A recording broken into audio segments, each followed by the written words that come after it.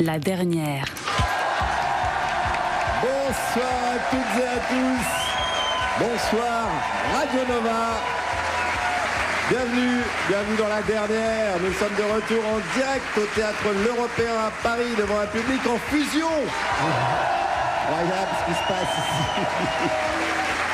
On est très heureux de vous retrouver comme toutes les semaines. Nous sommes le 1er décembre 2024 et nous vivons dans un monde où Benjamin Netanyahou fait l'objet d'un mandat d'arrêt international.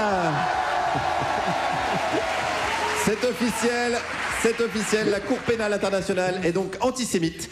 Et c'est pas de mal la veille qu'elle aura une chronique sur Radio France.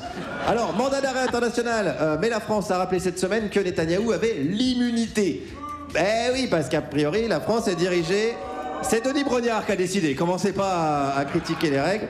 Parce que la France a encore confondu la décence avec Koh-Lanta. De toute façon, la France, dès qu'elle peut soutenir un génocide, j'ai remarqué, elle y va. Hein. C'est vrai, en Allemagne, 39-45, Rwanda dans les années 90, elle a mis des plombs à reconnaître le génocide arménien. Franchement, si vous avez un génocide à commettre, appelez-nous. Si on fait un numéro vert, on est bon au numéro vert. Donc, n'hésitez pas, on a déjà fait ça pour les bonnes femmes et pour la canicule. Pour les génocides, on peut le faire. Allez, de l'humour, de la joie. Qui dit humour, qui dit joie, je suis désolé, dit immédiatement Juliette Arnaud. Bah oui. Et bonjour. Ça va, Juju? Très bien. J'aime bien quand vous dites les bonnes femmes, ça me met en joie. Les bonnes femmes, j'aime bien cette expression, ouais. Je pense qu'il faudrait la réhabiliter. Elle n'est pas datée, c'est ça qui est bien. Qu'est-ce que t'as fait de ta semaine? T'as pas soutenu de génocide, toi, cette semaine, non. Juju? Alors là, vraiment... Mais qu'est-ce que ça a foutu? Non, j'ai failli adopter un chien, mais il était pris. Oui, ça n'a rien à voir avec soutenir un génocide. Hein. Rien à voir. D'accord, donc non, pas de chien. Tu me demandes ce que j'ai fait cette semaine. Pas soutenu un génocide, failli prendre un chien. Impeccable. Très bien, merci Juju. Également avec nous aujourd'hui, Pierre-Emmanuel Barré. Bonsoir. Bien le bonsoir, Guillaume. On en est où des chiens? Toujours un seul chien qui s'appelle Miskin. Toujours un seul chien. Et cette semaine, je me suis déguisé en chien pour que Juliette m'adopte, mais j'ai été pris avant. Tout ceci expliquant cela. Et il n'est pas avec nous, mais on peut l'applaudir quand même, parce qu'il nous écoute de là-haut. Aymeric Lomprey. Eh oui, Aymeric n'est pas là. Il est excusé, car il est en tournée avec son spectacle. Il va civiliser les régions reculées de nos belles provinces, leur apporter la culture, la lumière et sans doute quelques maladies vénériennes. Mais nous rejoindrons pendant l'émission Hakim Omiri, Thomas VDB et Sunboy. Allez, on y va. Il est déjà 18h03. Vous êtes là pour l'analyse de l'actualité, le contenu, le fond, le breaking news, le décryptage. Pierre-Emmanuel Barré. Oui, c'est moi qui commence et j'ai une information. Bouh Guillaume Meurice est d'accord avec Agnès Pannier-Runacher. Bouh La ministre de la Transition écologique s'est opposée au transfert de 2 orques au Japon où il n'y a pas de réglementation sur le bien-être animal. Guillaume, est-ce que tu es d'accord? Oui. Ah il est amoureux. Non. Smack, Guillaume plus Agnès égale AESD, amour éternel sans divorce. Vous allez vous marier? Si vous avez des enfants, mettez-les dans un sac et tapez-les contre un mur parce que je veux pas voir ça. Moi j'ai une information. Non, on n'est pas obligé d'applaudir non plus. Hein. J'ai une information. Alléluia. Emmanuel Macron a fait un discours à Notre-Dame de Paris pour la réouverture prochaine de la cathédrale. Alléluia. 846 millions d'euros dépensés pour qu'on puisse à nouveau prier pour tous les pauvres que Macron a créés. C'est l'histoire de la vie. Cycle éternel. C'est pas ma chanson de karaoké. Hein. C'est très clairement. Allez, moi j'ai une info. Allez, encore un effort les gars. Jeudi soir à l'Assemblée nationale, 2 députés ont failli en venir aux mains. Allez, encore un effort les gars. Bah oui, quoi, enfin, ça pète au Soudan, ça pète à Gaza, ça pète à Beyrouth, ça pète en Ukraine, ça pète à Alep, ça pète au nord-ouest du Pakistan. Et nous, on a failli en venir aux mains. Mais merde. On n'est jamais à la hauteur internationalement. Vous l'avez oublié, l'esprit des JO? Mais merde, tiens. Merde. Alors, moi, comme je sais qu'Aymeric Lomprey vous manque, j'ai fait une info à la Aymeric, et c'est une info... Vous êtes prêts?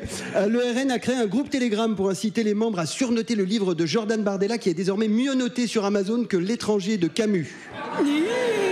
Et ouais, c'est comme si les Indiens, ils disaient que quand on mange des clous, alors à la fois que je pense à mon ex, Nathalie, reviens Nathalie, je savais pas que c'était ta sœur. C'était bien imité. Il y a quelque chose, hein? Et ouais, je sais pas pourquoi on se fait chier à mettre des blagues. Mais... C'est vrai. Allez, on passe à l'info suivante. Moi, j'ai une info. Ça va, c'est Gérard. Gérard Darmon est accusé par 9 femmes de violences sexistes et sexuelles. Ça va, c'est Gérard. On sait qui jouera le porc dans le prochain biopic de Justin Bridou. Alors moi j'ai une info, je te jure les jeunes. Léon Marchand a annoncé hier la fin de sa saison parce que, et je cite, il est épuisé. Je te jure, les jeunes. Et Émeric, c'est la fin de sa saison aussi. Une bonne guerre, voilà ce qu'il leur faudrait à ces jeunes. Mais Émeric, il est toujours jeune en fait. C'est relatif, Hein? c'est relatif. Moi j'ai une info, tiens donc, selon la diplomatie française, Netanyahou doit bénéficier d'une immunité. Tiens donc.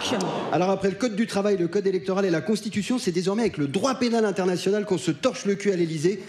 C'est quand même fou qu'avec 125 millions d'euros de budget, il soit pas foutu de s'offrir quelques rouleaux de PQ. Hein. En plus, c'est pas confort le 80 grammes. Moi je vous le dis, je m'en fais pour le trou de balle du président. Et on l'embrasse, le président et son trou de balle, bien évidemment. Moi, j'ai une information, et pourquoi pas. Lors d'une question au gouvernement sur les naufrages des migrants, c'est le ministre de la Pêche qui a répondu. Pourquoi pas? Eh oui, qu'est-ce qu'on s'en fout au final? C'est comme si le ministre des Indiens, il répondait... Non, le ministre... Allez, l'actualité n'attend pas. L'actualité, c'est pas comme quelqu'un qui sera à l'arrêt de bus. Vous avez reconnu ou pas? Il y a quelque chose, clairement. Il n'y a rien qui vaut l'original. Il n'est pas là aujourd'hui, mais il nous a laissé un message. Il nous a laissé un message parce qu'il ne voulait pas abandonner son poste. Alors, Émeric, est-ce qu'on peut l'entendre? Oui, tout à fait, Guillaume. Ouais. Je suis actuellement en direct de Laval. Ah oui, là. Il y a 2 jours il y a 2 jours de là où vous m'entendez. Vous m'entendez bien? Oui. J'ai rien entendu. Normal, j'ai la réponse dans 2 jours. Allez, donc suite à mon échec de la semaine dernière sur l'horoscope, où que j'ai reçu plein de mails de poissons qui disaient que je les avais oubliés, alors qu'on sait bien qu'en fait c'est eux qui n'ont pas de mémoire. Vous avez ri là? Bon, j'aurai la réponse dans 2 jours. J'ai donc décidé de changer complètement mon fusil de Paul, puisque là, je vais vous présenter les différentes phases de la Lune. Ça tient, bien intéressant. C'est parti. Aujourd'hui, donc dimanche, l'aujourd'hui de vous, pas aujourd'hui. Bon, allez, on y va. Aujourd'hui, nous sommes en Lune 0%, autrement appelée nouvelle Lune. Tiens, ça tombe hyper bien pour calculer que ça tombe pile. Demain, donc lundi pour vous, hein. Moi, demain, ça sera vendredi. Oh, lourd. Bon, donc, lundi, la Lune sera à 2%. Elle sera donc dans ce qu'on appelle le premier croissant. Le tout chaud, celui qui sort du four. Bon. Mardi, 5%. Oulala, la Lune pointe le bout de son nez. Nous resterons toujours dans la phase dite du premier croissant. Mercredi, 11%. Dis donc, c'est exponentiel. Rappelons à nos auditeurs que la révolution de la Lune est de 27 jours. Il y a bien un moment, il faut se sortir les doigts. Jeudi, jeudi, 17%. Oh, calmos la Lune. Vendredi, 25%. Aïe. Bon, là, on arrive dans ce qu'on appelle le deuxième croissant. Celui que les gros, ils mangent. Ouais. Vendredi, c'est long. Nous arrivons presque dans la phase où la Lune est bientôt ce qu'on appelle gibbeuse. Voilà, allez, on va... Ouais, c'était long. Ah, malheureusement, la liaison a été coupée. Allez, merci Émeric tout de même. Oui, on peut l'applaudir. Mais oui. Oserais-je dire qu'il nous manque? Non. N'allons pas jusque-là. Écoutons un petit peu de musique après cette douce voix, Juliette. Eh ben oui, naturellement, on va rester dans la suavité des voix, celle du groupe de soul funk britannique Jungle. Si on a tous dansé dessus en 2023, oui. Back on 74. Et ben là, ils reviennent avec un autre titre qui s'appelle Let's Go Back, et c'est tout aussi entraînant. C'est un truc à oublier, ces problèmes articulatoires, et j'en ai d'articulation aussi. C'était Jungle avec Let's Go Back. Vous êtes bien sur Radio Nova. La dernière avec Juliette Arnaud et Pierre-Emmanuel Barré. Et oui. Et le temps est venu d'accueillir notre invitée du jour. Elle est philosophe, donc c'est un petit peu une collègue de Michel Onfray. Ouais, bah nous on est bien les collègues de Laurent Gérard, donc hein, chacun sa croix. Je vous demande d'applaudir bien fort Olivia Gazalet. Sois la bienvenue. Merci. Sois la bienvenue parmi nous, Olivia. Je vais Alors, je pense que tout le monde te connaît ici parce qu'on a un public assez érudit. Je vais quand même te présenter en quelques mots. Tu me dis si je me trompe, t'hésites pas à m'interrompre. T'es né à Tokyo d'une mère franco-suisse et d'un père égyptien-libanais ayant migré aux États-Unis. C'est un petit peu une pub Benetton. Petite référence pour les vieilles personnes. Je l'ai. C'est bon, tu l'as aussi. je l'ai. Ok, on est ensemble. Tu dis que tu as du mal à te sentir patriote. Et j'ai envie de dire, tu m'étonnes. C'est vrai ça D'abord, je voudrais dire que je suis super contente d'être là. D'accord, ça, tu as le droit de le dire. Sache que tu peux tout dire ici. Voilà, je pense que je suis la plus grande fan de l'émission de France. D'accord. Donc voilà, ça c'est dit. Ça, c'est beau déjà. Et après, non, le patriotisme, c'est un sentiment qui m'est pas très naturel, on va dire, parce que vu mes origines, c'est compliqué. Mais en fait, je me sens française et je vote. Hein. Oui, mais t'as pas à te justifier. Hein. C'est pas parce que les gens te jugent là, que nous, on te juge. T'es titulaire d'un DEA de philosophie et maître de conférence. Pourquoi on dirait pas maîtresse de conférence? Ça fait un peu donjon. Non, on peut dire maîtresse de conférence. Ça il faut le dire même. Disons-le. On va s'habituer, c'est comme autrice. Voilà, c'est ça. Au début, ça a écorché les oreilles des gens, et puis on s'habitue. On dit bien actrice, rédactrice. Pourquoi on dirait pas autrice? Tout à fait. Je suis d'accord. Donc on va dire maîtresse de conférence et évidemment, tu écris des livres qui parlent de philosophie. Alors ma première question vraiment sérieuse, c'est est-ce que tu es philosophe? Et qu'est-ce que ça veut dire être philosophe? Alors moi, je trouve que philosophe, c'est pas un métier. C'est une attitude. C'est-à-dire que voilà, à partir du moment où on se pose des questions existentielles ou métaphysiques ou tout simplement des questions. Ça veut dire que tout le monde est philosophe alors? Oui, je pense que c'est plutôt une pratique, c'est plutôt une attitude dans la vie, interrogative plutôt que assertive. Et oui, je pense que toi, t'es tout aussi... Assertive. Alors attends, je vais te demander de faire des petits points sémantiques. Pour Émeric qui nous écoute de Colmar. Non mais si tu veux... Bonjour Émeric. Ouais, on l'embrasse bien sûr. Ouais. Assertive. Non, mais voilà. En fait, la philosophie se méfie des certitudes et met les choses en doute. Donc en fait, voilà, de ce point de vue-là, je suis philosophe. Mais j'estime pas que c'est une profession. Moi, j'enseigne. J'ai enseigné la philosophie pendant des années. Maintenant, j'écris. Mais je trouve que toi, tu es tout aussi philosophe que moi. Enfin, oui, je le pense aussi, Olivia, bien sûr. Voilà. Non, mais je trouve ça toujours un peu écrassant. Mais alors, justement, t'as eu deux filles qui, quand elles étaient à l'école, elles répondaient quoi au métier de la maman? Faudrait leur demander. Prof de philosophie, professeur de philosophie, je pense. Oui, il y a que les enfants surtout de Raphaël quand elles étaient petites, j'avais pas... philosophe. Enfin, je suppose. Je sais pas. En plus, quand elles étaient petites, j'avais pas encore écrit. Donc, je pense que le statut, le titre de philosophe, c'est plutôt l'extérieur qui me l'a donné parce que j'avais posé des écrits de philosophie. Mais à l'époque, elles étaient petites, j'étais simplement professeur de philosophie. Alors, il y a un livre qui va beaucoup nous intéresser aujourd'hui. C'est un livre que tu as écrit qui s'appelle Le paradoxe du rire aux éditions Segers. Segers, voilà, évidemment, je me suis planté. Je t'avais prévenu. Ça, c'est le côté prof, ça. Mais je suis plus philosophe qu'animateur radio, donc c'est quand même compliqué à cumuler les deux métiers. Le paradoxe du rire. Alors, tu réussis l'exploit de parler du rire et de le théoriser sans être relou. Ah, mais c'est gentil. Parce qu'il y a un certain Bergson qui porte très mal son nom, puisqu'il a écrit un livre qui s'appelle Le Rire, et le livre porte très mal son nom. C'est pas très fun, ce livre. J'imagine que tu l'as lu pour préparer le tien. Oui, bien sûr. Ouais. Est-ce que tu as eu un regard critique sur le livre de Bergson? Est-ce que tu peux nous tracher un peu Bergson? On l'invitera la semaine prochaine pour qu'il se défende.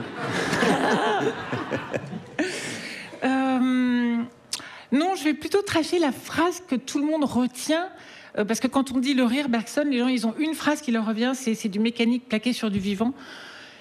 Et bon, autrement dit, on rit quand quelqu'un, quand un être humain tout à coup a des gestes un peu automatiques, un peu figés, un peu qui rappellent une machine. Bon, on pourrait dire le contraire déjà.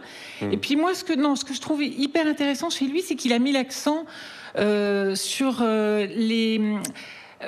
il n'a pas seulement analysé du point de vue moral et psychologique comme on en a l'habitude, mais du point de vue sociologique, du point de vue social.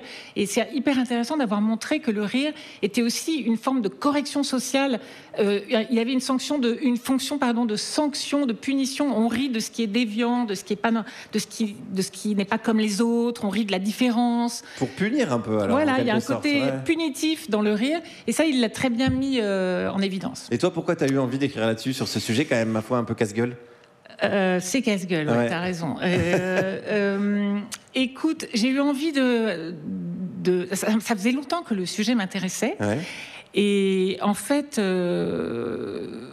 y a une expérience. Enfin, j'ai fait une fois une expérience. Tu peux nous mentir, hein, on ne vérifiera pas cette information. Je ne vais pas mentir. C'est que vous avez tous fait cette expérience de quelqu'un qui vous balance une vanne, qui vous vexe. Alors, je vais dire la mienne. Nous, on travaille avec Pierre-Emmanuel Barré, donc ça s'appelle un mardi matin. Hein, ce que tu vas dire. Alors, moi, ça devait être un mardi matin. Ouais. Et j'arrive en classe. Et puis, je revenais des vacances de Noël et je pense que j'avais peut-être un petit peu forcé sur le chocolat, je sais pas. Et donc je passe, là je rentre dans la salle, et puis il y a la bande de garçons, de beaux garçons qui étaient là, et je passe. Quand t'étais à l'école, t'étais oui, pas prof. Non, c'est vieux. Ah oui, ouais. c'est très vieux. J'étais en terminale. Okay. Et je pense que ce livre a vraiment germé dans mon esprit ce jour-là. Si tu me laisses finir. Je te laisse finir. Mais je suis un garçon, donc je coupe la parole aux filles. C'est tout à fait normal. Hein, tout à fait normal de faire du mansplaining. Et donc je passe, et puis il y en a un qui dit ah ben dis donc, elle t'a bien nourri, mamie. On dirait que vous êtes deux dans ton jean. Waouh. Et là, tout le monde, tous les garçons se marrent. Et moi, j'étais évidemment mortifiée. Et je me retourne et je dis ah ben c'est pas très drôle. Et il me fait ah ça va, t'as pas d'humour. Et donc, je suis restée avec cette phrase et je me suis dit, en fait, non, t'as pas d'humour, mais qu'est-ce que c'est l'humour, mais qu'est-ce que c'est le rire? Mais non, en fait, c'était blessant, c'était pas drôle. Et donc, en fait, c'est des questions qui m'agitent depuis très, très longtemps. Et puis, je pense que tout le monde a fait cette expérience, en fait. Donc, je voulais savoir la question, peut-on rire de tout? Comment rire de tout? La fameuse. Ouais. Voilà, ça fait longtemps qu'elle m'intéresse. Alors, ça fait longtemps qu'elle t'intéresse, cette question, et tu as passé 4 ans de travail sur ce bouquin, Le paradoxe du rire. Est-ce que c'est parce que la matière, elle est infinie, et que surtout, on se rend compte en le lisant que c'est un sujet d'exploration intellectuelle depuis quasiment toujours, puisque un des plus célèbres, c'est Aristote, qui a quand même une chier d'années, qui se pose la question. On est assez précis dans cette émission, vous avez remarqué ça avant. Oui, ce qui compte, c'est d'être précis. Ouais. Donc déjà, Aristote, il essaye de raisonner là-dessus et de comprendre, et puis après, ça posera tout un tas de questions, à savoir, est-ce que, par exemple, Jésus a ri ou pas? Oui, alors, tu veux que je parle de Jésus ou d'Aristote? C'est là où j'aime bien cette émission. Moi c'est pas chez Pascal Pro qu'on dit des phrases comme ça. C'était sur les 4 ans de travail, parce que effectivement, en fait, c'est pas, ça date pas d'il y a 2 minutes qu'on se pose la question de qu'est-ce qui est drôle, qu'est-ce qui n'est pas drôle, comment les choses sont drôles. C'est une très très vieille question. C'est parce que c'est une question de femme. Enfin, je crois. Alors là, on part sur autre chose encore. Restons le sur rire Jésus des femmes. et Aristote. Non, mais Aristote, en fait, il a contribué à la dégradation du rire et du comique par rapport au tragique. On a perdu la seconde partie de sa poétique, mais il y avait une phrase dans laquelle il disait qu'en fait, la tragédie était noble parce qu'elle élevait les âmes, alors que la comédie, ça les enracinait dans la trivialité, dans l'obscénité, etc. Surtout qu'à l'époque, c'était Aristophane. C'était vraiment... Aristophane, pas Aristote, le premier comique grec, et donc c'était de l'humour un peu graveleux, on va dire. Et donc lui, à partir de lui, on va considérer que ce qui est noble, c'est la solennité, la grandeur, le sérieux, et que tout ce qui est drôle, c'est un peu vulgaire en fait. Et cette hiérarchisation entre le sérieux et le drôle, on en subit encore les conséquences. C'est-à-dire que, je ne sais pas vous, quelle expérience vous faites, les humoristes, de tout ça, mais c'est vrai qu'on peut avoir tendance à dire, ouais, bon, ça, c'est des rigolos, quoi. Non, mais on le voit dans le cinéma, par exemple. Voilà. C'est beaucoup plus les films dramatiques, on va dire, qui sont récompensés que les grosses comédies, oui, c'est ça. Et en même temps, la plus vieille blague de l'histoire jamais répertoriée, c'est une blague sumérienne de paix. Mais alors, c'est pas parce que j'ai écrit dans mon livre que je vais la répéter là. Non, sans jeu de mots sur répéter. Non, mais c'est bien, on la laisse en suspens, mais sachez que la plus vieille blague du monde de l'humanité, c'est une blague de paix. Ouais. Et ben on va y revenir après. Parce il y a Jésus aussi. On va raccourcir un peu ma chronique parce qu'il y en a beaucoup. On n'a pas parlé de Jésus. On va revenir, et on parlera de Jésus bien évidemment après, parce que c'est vrai que la philosophie aide à nous détacher des simples et basses contingences matérielles. Exactement le contraire de la publicité. C'est ce que nous allons voir maintenant. Vous êtes toujours à l'écoute de Radio Nova. C'est la dernière avec Juliette Arnaud, Pierre-Emmanuel Barré et notre invitée, la philosophe Olivia Gazalet. Et il est de retour cette semaine, celui qui est en tournée dans toute la France avec son spectacle Contexte, à ne pas confondre avec le livre de Bardella qui pourrait s'appeler Texte con. C'est Hakim Omiri. Salut. Salut. L'hiver arrive et j'annonce, je prends de la vitamine D. Je vous conseille de tous faire ça pour booster votre immunité. Alors après, vous n'aurez pas celle de Netanyahou, mais ouais, j'attaque direct. Et ah ben il a une bonne immunité, ce gars. Je sais pas ce qu'il mange. C'est peut-être les droits de l'homme. Tous les pays ont dit qu'ils allaient l'arrêter, sauf la France, parce qu'ils ont dit que bah voilà, il avait l'immunité diplomatique. Et du coup, tu sais, t'as envie de lui dire et Poutine, fait, ah ouais non, c'est pas pareil, parce qu'en fait Netanyahou c'est un copain. Et j'ai vérifié, c'est écrit, hein. Le droit international s'applique à tous les individus, sauf si c'est un copain. C'est ça qui est écrit. Voilà. Alors. C'est parti pour une petite liste des gens qui ont une bonne immunité en ce moment. On commence avec Sarkozy. Les juges lui ont fait porter un bracelet électronique. C'est super. Juge, je crois qu'il n'y a pas de périmètre dessus.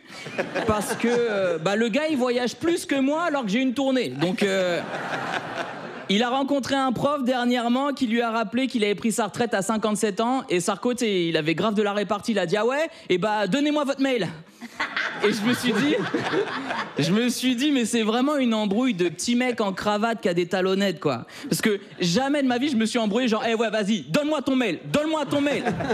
T'inquiète pas, il n'y aura pas d'objet. Ouais, je vais peut-être oublier la pièce jointe, hein.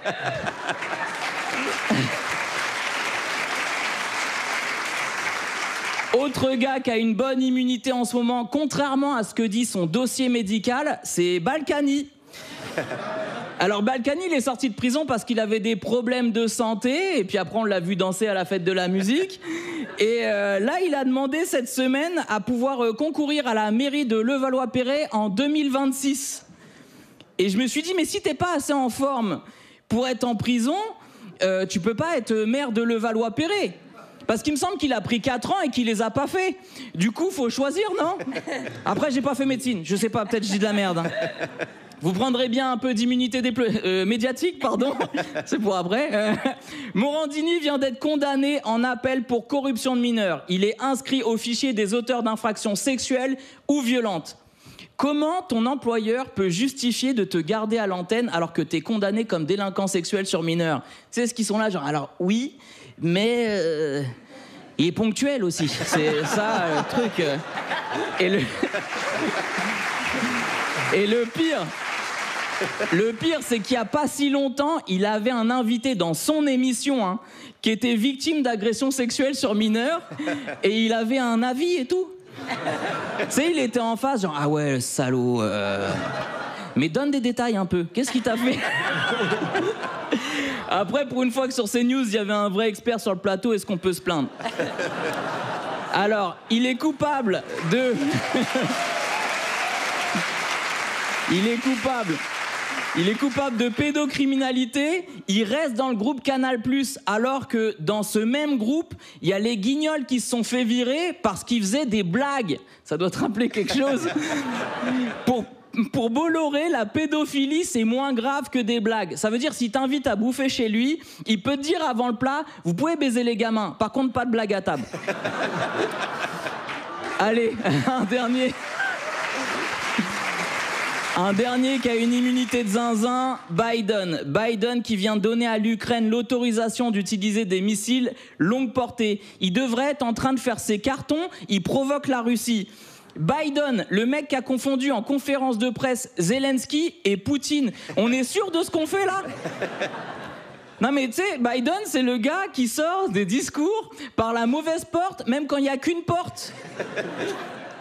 Je suis désolé, mais tu peux pas tenir ton pays quand tu peux pas tenir debout. Je l'ai vu plus souvent tomber que finir une phrase cohérente, c'est pas normal. Surtout que moi, ce qui me choque, c'est que les mecs dans son état, à l'EHPAD, ils ont pas le droit de choisir leur dessert, et lui, il peut décider de faire la 3e guerre mondiale, en vrai.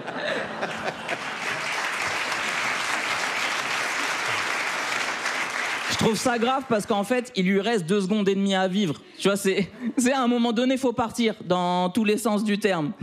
Alors, je finirai ma chronique en disant que depuis le début, je vous parle de gens qui ont une bonne immunité. Peut-être que je me trompe. Peut-être que c'est eux le virus et que peut-être c'est à nous de faire attention à être immunisés contre eux. Merci beaucoup. Merci Hakim. Hakim Omiri. qu'on retrouve tous les vendredis et samedis à Paris, au Métropole, et en tournée dans toute la France. Tous les liens sur les réseaux, @Hakim Omiri, Hakim sans H. Pas de blague, à base de cannabis, bien évidemment. Merci Hakim, merci. On est toujours avec Olivia Gazelle, la philosophe qui analyse le rire. Alors, qu'avez-vous pensé de cette chronique? Non, je plaisante. Je plaisante Olivia, mais on parlait juste avant de Jésus. Et je voulais faire un lien direct entre Hakim, qui est un petit peu notre nouveau prophète, et Jésus. Sans transition. Avec une petite transition, Juliette. En fait, moi j'ai découvert que, en même temps, les gens qui ont vu le film Le Nom de la Rose, ils savaient qu'il y avait un truc autour de ça. Souvenez-vous, en gros, les hommes d'église ont décidé que Jésus avait pleuré, qu'on avait ri de Jésus, mais que Jésus, lui, sur ses 33 ans de vie, n'avait pas ri, point. Et à partir de là, ça fait que le rire, pour la religion catholique, est un problème. Oui, absolument. C'est bien résumé. Hein. Mais je suis un génie.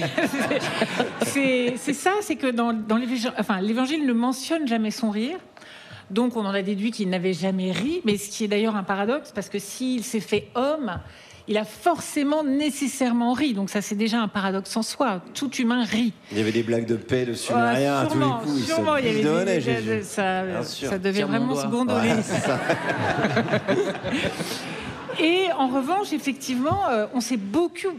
Eh oui, bien sûr. Ah bah oui, mais on parle de paix. On s'est beaucoup moqué de Jésus. Notamment pendant son long calvaire, sa longue passion. Donc il recevait des crachats, des colibets de toutes sortes, et on s'est vraiment moqué et on s'est aussi moqué de ses disciples. Moyennant quoi, les grands pères de l'Église, donc c'est les grands théologiens qui vont fonder la doctrine catholique, vont dire, voilà, le rire, c'est le péché. Le rire, c'est mauvais. Le rire, c'est la grimace du diable. Et en réalité, ce qui est sublime, c'est la gravité, c'est le sérieux. Donc on voit toujours Dieu ne rit pas, Jésus ne rit pas, Marie ne rit pas. Alors de temps en temps, Marie, elle a une espèce de petit sourire, mais on ne sait pas si elle se drogue ou si... Uniquement en direction de son enfant. Voilà, quand elle regarde le petit. Quand elle regarde son petit, elle a un sourire qui est un sourire d'attendrissement. Mais c'est vrai que le sourire a cette connotation de venir du cœur et donc d'être sublime, alors que le rire, pour l'Église, il va très vite être rattaché à la sexualité, parce que déjà il y a la jouissance du rire, donc la jouissance c'est problématique pour l'Église, et puis il y a cette espèce d'abandon du corps et ces soubresauts organiques, en fait, donc ça va rappeler le péché, et donc en fait très vite aussi on va rattacher le rire à la sorcière, à la prédatrice, à tout ce qui est diabolique. Et au contraire, tout ce qui est élevé, comme un peu dans la lignée d'Aristote, ce qui est élevé, intéressant, important, le pouvoir ne rit pas, le pouvoir est grave et sérieux, et après la pompe, tout ça, ça fait partie intrinsèquement du pouvoir. D'où le fait qu'il était très mal vu pour les femmes de rire. C'était le même genre d'argument, genre les grimaces, la jouissance, etc. Oui, alors là, il y a un super livre sur ce sujet de Laure Flandrin qui s'appelle Le rire des femmes. Et donc, elle montre très bien, à travers toute l'histoire parce que c'est une construction culturelle, le rire. Donc, elle repart de toute cette construction en mettant en évidence le fait que les femmes, en fait, n'avaient pas... Enfin, c'était un privilège masculin, le rire, un de plus, j'allais dire. Ça ne veut pas dire qu'elle riait pas. Elle riait parce que c'est naturel de rire, mais c'était mal vu. Elle se cachait, quoi. Voilà, et donc, Laure Flandrin, elle dit que ça va offenser 3 des qualités qu'on attend d'une femme, qui sont essentialisées comme féminines, c'est-à-dire la beauté, parce que c'est vrai que quand on rit, on se défigure un peu, on déforme les traits Pas visuels. Juliette. Juliette arrive Sauf à Juliette. rire. Et moi Bien sûr. Moi. Et deuxièmement, ça offense la bienséance, parce que c'est vrai qu'on va rire. Si par exemple, moi je ris d'une vanne de paix, ou d'une vanne scato, ou une vanne comme ça, c'est malséant pour une femme, ça se fait pas. Elle fait semblant de pas l'avoir. Elle devrait faire semblant de pas l'avoir comprise. Tu vois. Et troisièmement, ça offense la bienveillance. Ouais. Et la bienveillance aussi, on sait que les femmes doivent être gentilles, douces, attentionnées, patientes. Elles doivent pas se moquer de leur prochain. Donc, en fait, c'est pour toutes ces raisons que... Ça fait beaucoup, quand même, quoi. C'est pour ça que le fait qu'aujourd'hui, des humoristes comme Juliette, comme Blanche Gardin, Forestier, etc., remplissent des immenses salles, c'est une vraie révolution culturelle. Oui, parce que là, on parle de femmes qui sont obligées de se cacher pour rire, mais maintenant, il y a les femmes qui font rire. Et ça, c'était encore une fois très mal vu pendant des années et des années. T'as raison de souligner qu'il y a rire et faire rire. Ouais. C'est pas la même chose. Mais elles étaient interdites... Enfin, c'était mal vu, oui, les deux, mais surtout faire rire. Parce que faire, de toute façon, l'action, c'est un truc d'homme. La femme, elle est réputée passive. Donc, elle peut rire des blagues des mecs, notamment. Mais pas trop fort. Pas trop fort, évidemment, Juliette. Pas comme toi.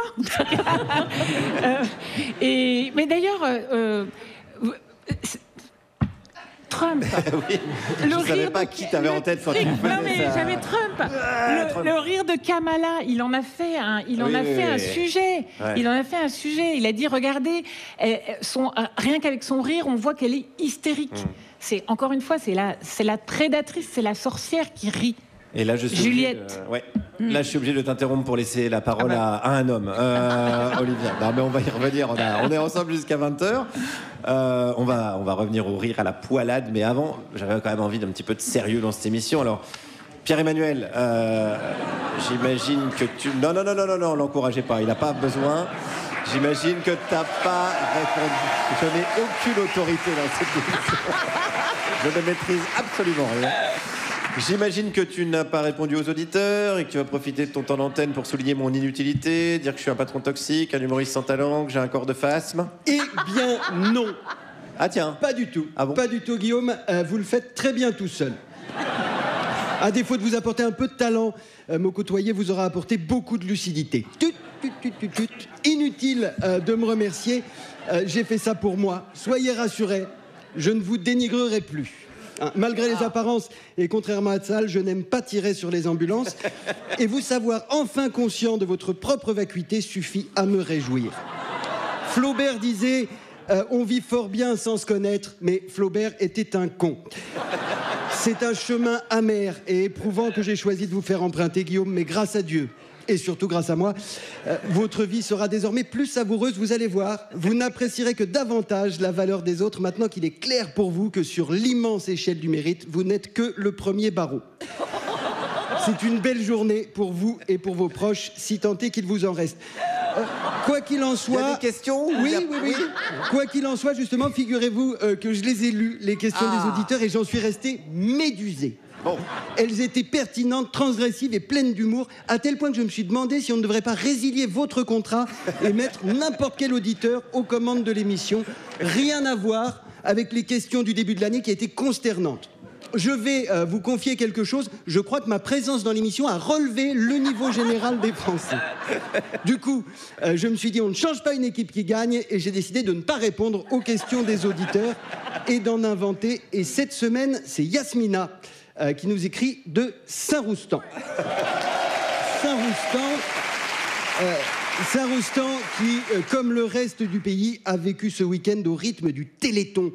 Cette grande mobilisation populaire dans laquelle des gens debout donnent de l'argent à des handicapés assis. L'exact inverse d'une pièce avec Fanny Ardant et Lambert Wilson. À Saint-Roustan, cité aux riches passés, on est pourtant inlassablement tourné vers l'avenir et on privilégie une approche moderne du handicap, loin de cette condescendance confinant parfois au mépris omniprésente dans notre société. Les handicapés racilariens sont considérés comme des êtres humains parfaitement égaux aux autres et sont donc traités exactement de la même façon que leurs concitoyens valides. À ce titre, ils ne reçoivent aucune aide particulière pour se déplacer ou encore se nourrir. Une politique avant-gardiste couronnée de succès puisque depuis sa mise en place il y a plus de 60 ans par le maire Lucien Maurice, arrière-grand-père de l'actualité Guilhem Maurice, il n'y a plus aucun myopathe à Saint-Roustan. Un joli pied de nez aux réactionnaires de tout poil qui prouve qu'avec un peu de courage et beaucoup de volonté, on peut régler la question du handicap. C'est donc de manière complètement désintéressée que chaque année la ville s'associe à la grande fête caritative du Téléthon. Et ce week-end, c'est à l'école Nadine Razillac que s'était donné rendez-vous l'altruisme et la générosité. En effet, sous l'œil attendri du peintre local, Kylian de la Rochefoucauld, les 7 élèves de la classe unique de grande section CP-CE1 4e terminale CAP influenceuse de Madame Béchade ont peint à l'huile d'olive une fresque bouleversante représentant Charlie, le dernier myopathe racilarien en train d'essayer d'attraper un radis juste avant qu'il ne meure de faim en 1959. Cette initiative, comme tant d'autres, a permis à Saint-Roustan de récolter en 30 ans plus de 258 millions d'euros pour l'AFM Téléthon. Malheureusement, Saint-Roustan n'existant pas, l'argent qui permettrait de trouver enfin un remède à la myopathie n'est jamais parvenu à Sophie Davant, qui, année après année, doit continuer à se faire baver sur le jean par des enfants mal élevés. Mais revenons à Yasmina qui nous dit j'ai remarqué qu'Aymeric n'est pas là aujourd'hui. Lui est-il arrivé quelque chose de grave? Eh bien Yasmina, malheureusement, non. Aymeric va bien. Vous pourrez le vérifier en allant sur France Télé où vous l'apercevrez peut-être dans un fauteuil électrique, la tête penchée sur le côté, car depuis plus de 20 ans, tous les ans, au moment du Téléthon, Aymeric se fait passer pour un myopathe en espérant se faire branler par Sophie Davant. Malheureusement, à chaque fois, c'est Nagui. Je reviens la semaine prochaine. D'ici là, si vous avez des questions, posez-les à vos proches. Et si vous n'avez pas de proches, posez-vous des questions. Voilà. Ouais. Je sais pas quoi vous dire. Mais oui, c'est... Non, mais merci quand même. Eh ben, avec plaisir. Je dis merci parce que c'est marqué sur ma fiche, mais c'est pas de gaieté de cœur. Olivia Gazelle, la célèbre philosophe, est toujours avec nous pour parler d'humour. Alors là, c'était pas le cas, c'était pas de l'humour, c'était vraiment de la vraie information. Et on va parler de musique. Qu'est-ce que tu écoutes comme musique? Moi, j'écoute énormément de musique, mais très différente. Voilà, ça répond pas à ma question. Ouais. C'est vraiment une réponse de philosophe. Alors, j'adore le piano. Oui. Et j'adore vraiment beaucoup de instruments de musique. Non, mais j'adore aussi les voix. J'adore les voix de femmes. Eh ben, je vois très bien. J'adore Fishback. Piano, voix de femme.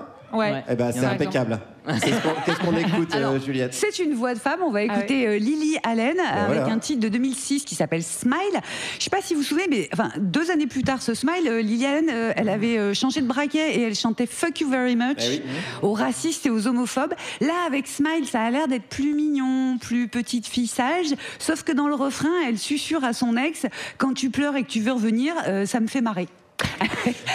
Let's smile, people. C'était Lily Allen avec Smile. Vous êtes toujours sur Radio Nova, la dernière avec Juliette Arnaud, Pierre-Emmanuel Barré en direct du théâtre L'Européen à Paris. Avec notre invitée, la philosophe Olivia Gazelle. Et Olivia, je suis désolé, mais pendant qu'on brasse de l'air, il y a des choses graves qui se passent en France. C'est le moment de la panique morale de la semaine. La France a peur. Arrêtez!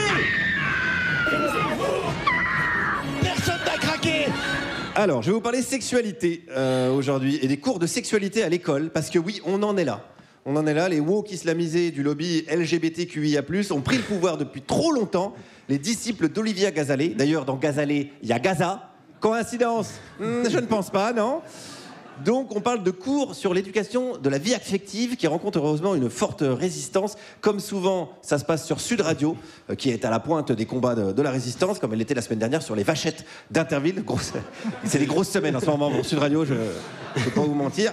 Pas simple en ce moment pour André Berkoff qui frôle le burn-out. On l'écoute, il connaît bien l'école en plus. Hein. On a vu les dérapages, on a vu les dérives, on a vu des gens qui venaient parler de genre, qui venaient parler de il n'y a plus de papa, il n'y a plus de maman, il n'y a plus de garçon, il n'y a plus de fille, il n'y a plus de rose, il n'y a plus de bleu, il n'y a plus rien. Ah, ça va pas. Un homme est un homme, une femme est une femme, un arbre est un arbre. Voilà, et commencez pas à nous faire chier avec vos histoires de tilleuls, de peupliers ou je sais pas quoi, ni dire que Berkoff a une tête de gland parce qu'il faut pas tout mélanger. Il n'y a plus de papa, il n'y a plus de maman, il n'y a plus de rose, il n'y a plus de bleu. Qu'est-ce que c'est que ces conneries encore? Vous vous rendez compte? Dédé, vous lui enlevez tous ses repères là. Vous voulez taxer le Ricard aussi? Terroriste. Bon, vous vous rendez compte de ce qu'on apprend à l'école quand même? L'infirmière a parlé des menstruations. Les enfants qui vont retranscrire vont dire à leurs parents monstrueuse, une menstruation. Elle a montré les tampons, il faut l'insérer là où il faut quand il y a du sang. Qu'est-ce que ces conneries encore? Les monstrueuses, là, c'est quoi, Juliette? C'est vous qui êtes dans le coup encore, à tous les coups? En plus, les tampons, c'est pas du tout pour le sang. Moi, j'ai regardé les publicités toute ma jeunesse. C'est un liquide bleu. Enfin, je trouve une fête à la CRX, c'est pas vous qui m'avez dit ça. Vous voyez, j'ai pas eu besoin de cours d'éducation à l'école. Voilà, parce que là, c'est grave, hein.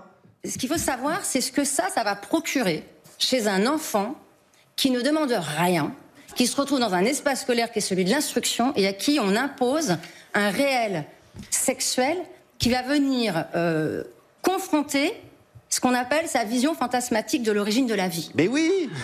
Depuis quand l'école, ça sert à ça, merde? Depuis quand l'école, c'est fait pour aller contre la vision fantasmatique des enfants? J'en discutais avec Petit Ours Brun, qui me le disait très bien. Et voyez, moi je suis bien content que mon papa ours il aille au boulot pendant que ma maman ours elle fait des tartes et des mioches. Et puis c'est marre, et puis c'est bien comme ça, tout le monde est content, merde. Sur CNews aussi, alors évidemment la résistance s'organise, bien sûr. Je trouve que ce que l'on fait avec les gosses, ce qu'on fait avec les enfants, dans ce genre de cours est tellement scandaleux, ça m'indigne mais 1000 fois plus que ce qui s'est passé à Mazan. Mais bien sûr! Mais bien sûr, parce que Mazan... Arrêtez. Mazan, c'est quoi à côté? C'est un conte de fées, c'est une soirée belle au bois dormant qui a mal tourné. Mais enseigner aux enfants la sexualité, le fonctionnement du corps humain, le consentement, c'est non. Comment voulez-vous que Morandini recrute des stagiaires après? Merde. Bon, heureusement qu'ils sont là sur CNews. Ah, moi, je pense que les pédophiles de l'éducation nationale sont en train de fabriquer une génération d'impuissants, de frustrés, d'angoissés, épouvantables. Et je crois surtout à une phrase de... Non, mais attendez, à une phrase... Pardonnez-moi, parce que là, j'interviens. Et voilà, Pascal Praud qui censure. Alors là, ça, c'est ce gauchiste de Pascal Praud qui ose empêcher encore les gens de parler, mais quel fragile. On peut plus rien dire. Pascal, c'est la dictature de la bien-pensance. Parce que Pascal, il est choqué qu'on puisse traiter les profs de pédophiles en direct. Vous avez dit... Les pédophiles. Je pense qu'il y a quelque chose. Je retire cette phrase parce que. Retirez-la. Je retire cette phrase. Pensez à moi de temps en temps. Je le dis tous les jours à mes interlocuteurs. L'Arcom nous écoute. Quand vous dites les pédophiles de l'éducation nationale, convenez que cette phrase ne peut pas être dite à l'antenne. Pensez à moi. Oui, mais pensez à moi. Pensez à Pascal, merde, avant de dire tout ce qui vous passe par la tête. C'est vrai, il se fait engueuler. L'Arcom, il rigole pas. Hein. Ils mettent des blâmes, des fois, l'Arcom, avant de se rendormir dans leur soupe. Donc, pensez à Pascal, pensez aux enfants, pensez aux adultes, parce que peut-être si on avait eu plus de cours d'éducation sexuelle et d'éducation aux médias, ben on se ferait moins niquer sans notre consentement. Merci. Enfin, merci. Ouais. Merci, ouais. Ouais. Enfin, merci, je me comprends. Ouais, j'assure une petite veille, quoi, sur ce qui se dit dans les médias. Peut-être c'est pas obligé, Guillaume. C'est pas obligé. Peut-être vous écoutez trop. Vous écoutez trop CNews. Olivia, tu es passée justement dans ton travail d'écriture sur des sujets, tu es passée de l'amour et au rire. Tu as commencé avec un livre sur l'amour et il se trouve que le rire et l'amour, c'est deux sujets sur lesquels, en général, on nous invite à ne pas réfléchir. Les mômes, quand ils posent des questions sur l'amour, justement, on leur dit « Non mais l'amour, c'est comme ça ». Le rire, c'est magique et puis c'est tout, ça vient, ça te vient. Est-ce que vous êtes obstiné, vous avez voulu écrire des livres dessus en y passant, je le rappelle, beaucoup de temps, hein, c'est pas comme Guillaume, vous y passez 4 ans à chaque fois sur un livre. Est-ce que c'est parce que... Oui, 4 ans. Mais il n'y a que 26 lettres, Olivia. Est-ce que c'est parce que vous êtes quelqu'un de fondamentalement opiniâtre? Ou vous n'aimez pas les phrases toutes faites? Ou lentes. Non mais on peut poser des questions. Les deux. Mais entre deux, il y en a eu un autre. Il y en a eu un sur le mythe de la virilité, donc sur les questions de genre et sur les questions que déteste Pascal Praud et Sud Radio, par exemple. Bon, alors la question, est-ce que je suis lente ou opiniâtre? Les deux. Je suis perfectionniste, on va dire. C'est-à-dire que les questions sont tellement énormes que à chaque fois, comme c'est des constructions culturelles, que ce soit l'amour ou le rire, ça a évolué dans le temps, ça évolue dans l'espace. On rit pas des mêmes choses en fonction de l'époque, de l'ère géographique, parfois du milieu social, parfois même du genre, parfois même à l'intérieur d'une famille. On a des plaisanteries d'une famille qu'une autre famille ne comprendra pas. Donc en fait, c'est des objets qui demandent d'être abordés d'une manière transdisciplinaire. Je pense que à chaque fois, ce qui m'intéresse, c'est de voir l'histoire alors le rire ou l'amour, l'histoire, l'anthropologie, la sociologie, la psychologie, bien entendu, parce que en amour comme dans le rire, il y a une dimension psychologique forte. La question morale. Donc en fait, c'est ça qui prend du temps. C'est qu'il faut que j'aille chercher dans tous les domaines pour essayer de faire une synthèse digeste. Et le côté digeste, c'est primordial pour moi. Je crois que c'est ça qui me prend le plus de temps, en fait. Alors, j'aime pas du tout le mot vulgariser. Pardon, le prends pas pour moi. Pardon, le prends pas personnellement. Non, parce que en fait, je pense que la clarté, ça n'a. Enfin, tu vois, dans vulgariser, on entend vulgarité, on entend vulgaire, on entend quelque chose d'un peu. Il n'y a pas de gros mots. Voilà. J'ai lu les livres, il y a rien qui dépasse. J'ai quand même mis quelques vannes un peu. Oui, des blagues de paix, mais voilà, ça c'était pour les exemples. Oui, mais elles sont sumériennes. Elles sont sumériennes. On savait rire à l'époque. Ouais. C'était mieux avant. Ouais, c'est mieux avant. Ouais. Ben voilà, c'était mieux avant. C'est typiquement une phrase qui m'énerve toujours, hein, bien sûr. Putain, qu'est-ce qu'on a fait, je sais que tu l'as dit au second degré. Mais le côté on peut plus rien dire, voilà, c'est vraiment une des phrases que j'avais envie de déconstruire. Mais là encore, on retrouve ça, on peut plus rien dire et c'était mieux avant, on retrouve en amour comme en rigolade. Oui, exactement. En amour, c'est vrai, et les gens ils disent... on peut plus draguer. C'est les mêmes qui disent on peut plus draguer et on peut plus rire. Voilà, donc ça demande d'être déconstruit et effectivement, ça prend un peu de temps. Ouais. Et alors ton livre s'appelait L'amour à la philo. Non, je t'aime à la philo, pardon. Ah oui, pardon, je t'aime à la philo. En plus, c'était bien marqué. Je t'aime à la philo. Ben, c'est parce que j'étais tellement obnubilé par le jeu de mots. Vous l'avez ou pas? Je t'aime. Bon, voilà, c'est pas grave. J'ai dit un public d'érudits, mais peut-être pas toutes les semaines non plus. Non, mais tu t'es interrogé sur comment ça se fait qu'on tombe amoureux. Et je veux pas spoiler, mais ta conclusion, c'est on sait pas vraiment. Est-ce qu'on tombe amoureux d'une autre manière aujourd'hui qu'avant? Tout simplement. Sur la question de l'amour, pas sur les mariages, évidemment. Ou sur les liens entre les êtres humains, mais sur l'amour. Je pense que quand même il y a une manière de se rencontrer par les réseaux sociaux qui n'a jamais existé autrefois et qui est quand même aujourd'hui très très importante dans la rencontre amoureuse. Donc voilà. Mais ça c'est de la technologie, mais sur Ah oui. Le fait, en fait, dans l'amour, si tu veux, il y a plein de questions qu'on peut se poser. Est-ce qu'on choisit l'objet d'amour, l'être aimé, ou pas? Ou est-ce que c'est quelque chose qui nous échappe complètement? Est-ce qu'on peut rationaliser la raison pour laquelle on est tombé amoureux de celui-ci ou de celle-là? Et alors, à ton avis? Alors moi, je suis plus pour ce que dit Vladimir Jankélévitch, qui dit non, qui répond par la tautologie, c'est-à-dire je t'aime parce que je t'aime, un peu comme Montaigne. C'est pas trop fait chier, Jankélévitch. Non mais oui. C'est-à-dire que oui, on pourra toujours invoquer des bonnes raisons objectives, mais ça ne résoudra pas la question. C'est-à-dire que par exemple, imagine que tu te fais un portrait de l'homme ou la femme idéale, parce que attention, je parle d'amour hétéro et homo, c'est la pas question. Imagine que tu te fais un portrait idéal de l'objet d'amour que tu voudrais rencontrer. Donc, il faudrait qu'elle soit, je sais pas, comme ci, comme ça, comme ça. Tu énumères ce qui te plaît. Supposons que tu rencontres cette personne, il n'est pas du tout évident qu'il va se passer le petit truc électrique. Déjà, elle va probablement pas aimer Guillaume. Voilà. Déjà, il faudrait que ce soit réciproque. Et souvent, au contraire, tu tombes amoureux d'une personne. C'est Proust qui le dit très bien à propos d'Olette. Swann, il a souffert 1000 morts pour. Et puis il a voulu mourir d'amour. Et puis à la fin, il dit en fait, je suis tombé amoureux d'elle, mais finalement, elle n'était pas mon genre. Et c'est ça, souvent, on tombe amoureux de quelqu'un ou amoureuse de quelqu'un qui finalement ne correspondait pas à nos critères. Donc il y a quelque chose d'inexplicable là-dedans. Oui, bien sûr. Et donc ça nécessite, comme pour le rire, du lâcher prise. Oui, mais ça demande aussi, je pense que ça. Il n'y a pas que le lâcher prise.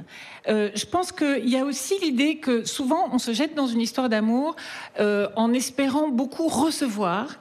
Et peu en s'interrogeant peu sur ce qu'on voudrait donner, de ce qu'on voudrait apporter, de ce dont on voudrait combler la personne. Attends, je prends des notes. Parce que, c'est pas la peine, c'est foutu, Guillaume. Et voilà. Et pour moi, ce qui marche en amour, c'est quand c'est la rencontre de deux générosités qui trouvent chacune sa joie dans la joie de l'autre, qui s'épaulent dans la bienveillance réciproque. Mais c'est super rare.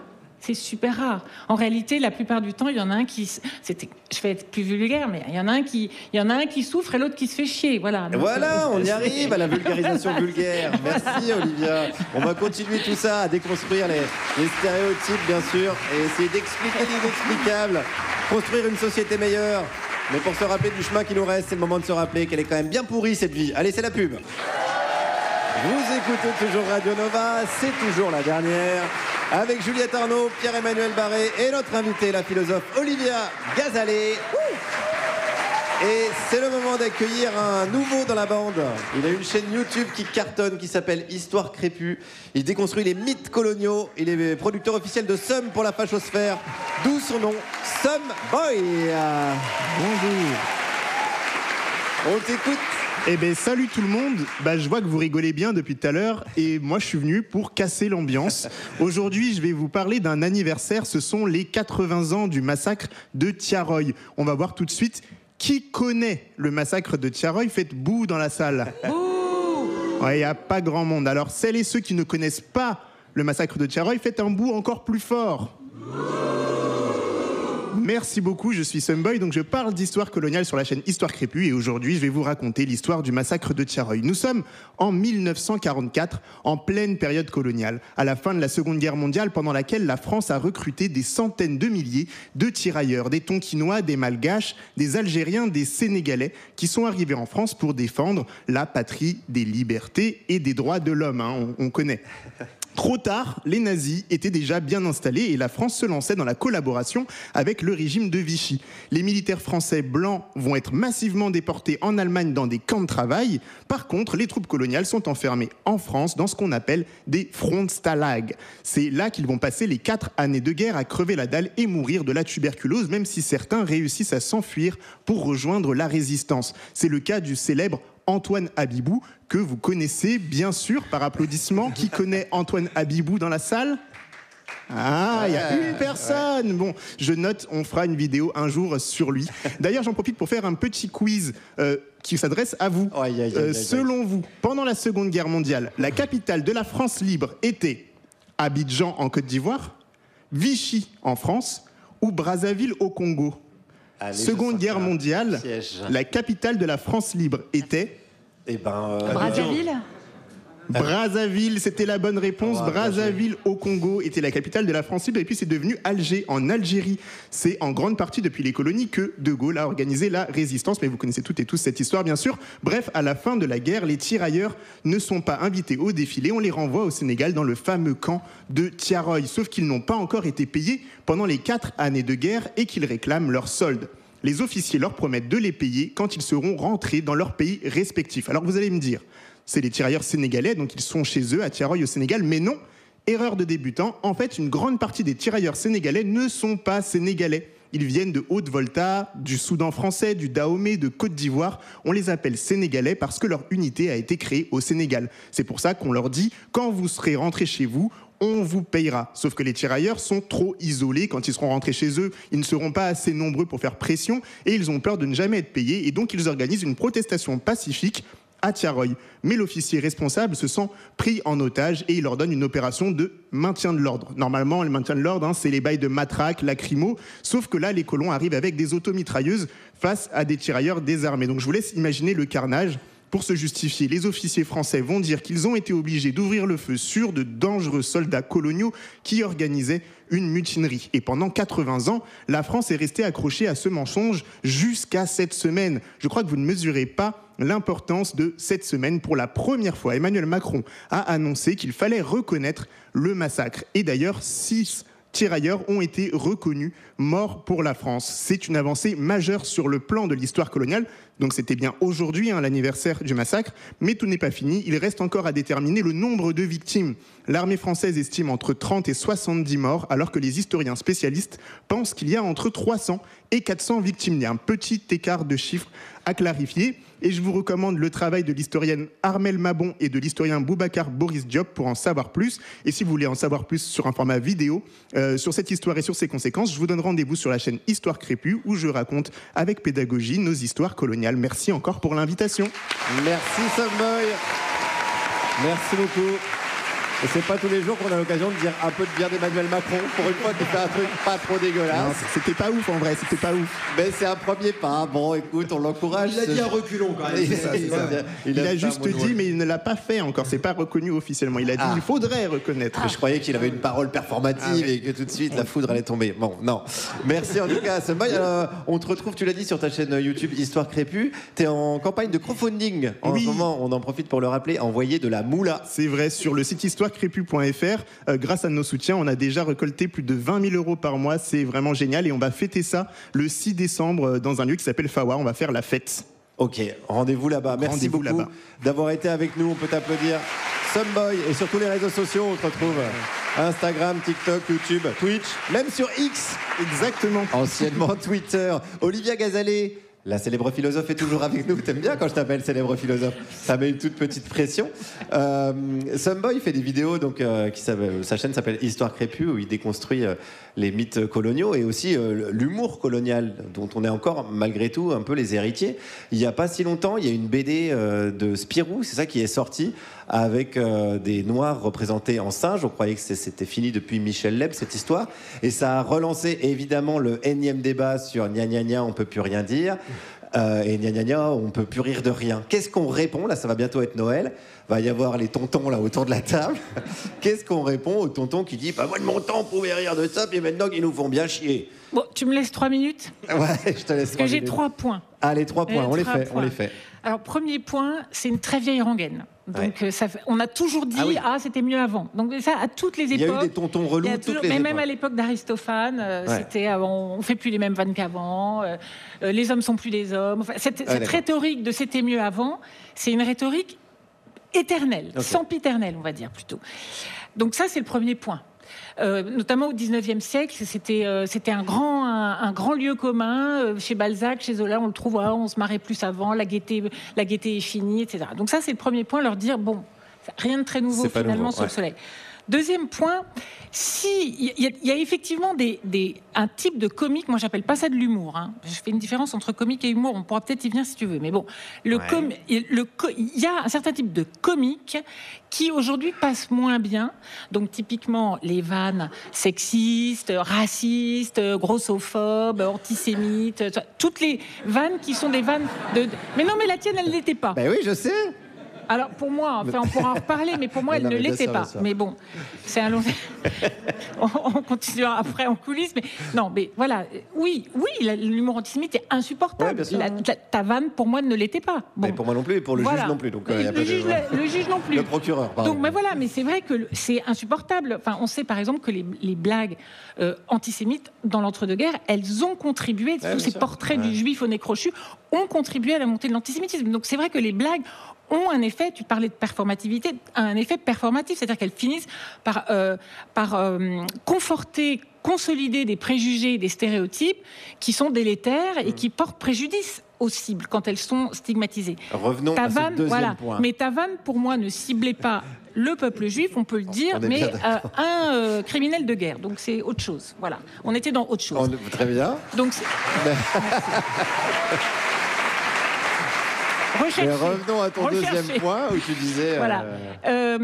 Donc ça c'était le. Oui. Donc le deuxième point, c'est que ces vannes, la raison pour laquelle elles ne font pas rire, c'est parce qu'on a compris aujourd'hui à quel point elles pouvaient avoir un effet en termes de préjudice concret. C'est-à-dire qu'à force d'avoir fait des vannes sur les Noirs et les Arabes qui sont des voleurs, on a tendance à les discriminer sur le marché de l'emploi ou pour leur accorder un appartement ou un prêt, etc. Donc c'est documenté même sur les blondes, par exemple. Mais complètement. Les blondes, on sait qu'elles sont discriminées sur le... Ça, c'est vrai, Et puis, typiquement, les blondes, c'est un bon exemple parce que dans le langage sérieux, normal, jamais on va te dire « Oh, quand même, les blondes, elles sont un peu plus cruches que les brunes. » C'est que dans les vannes qu'on a ça. C'est que dans le comique. Il n'y a que les vannes sur les blondes. Or, on sait que les blondes, elles subissent ce stigmate de on est cruche, on sait pas conduire, on est con, etc. Donc on est futile, on est bonne qu'à se mettre du rouge à lèvres et du rouge à ongles.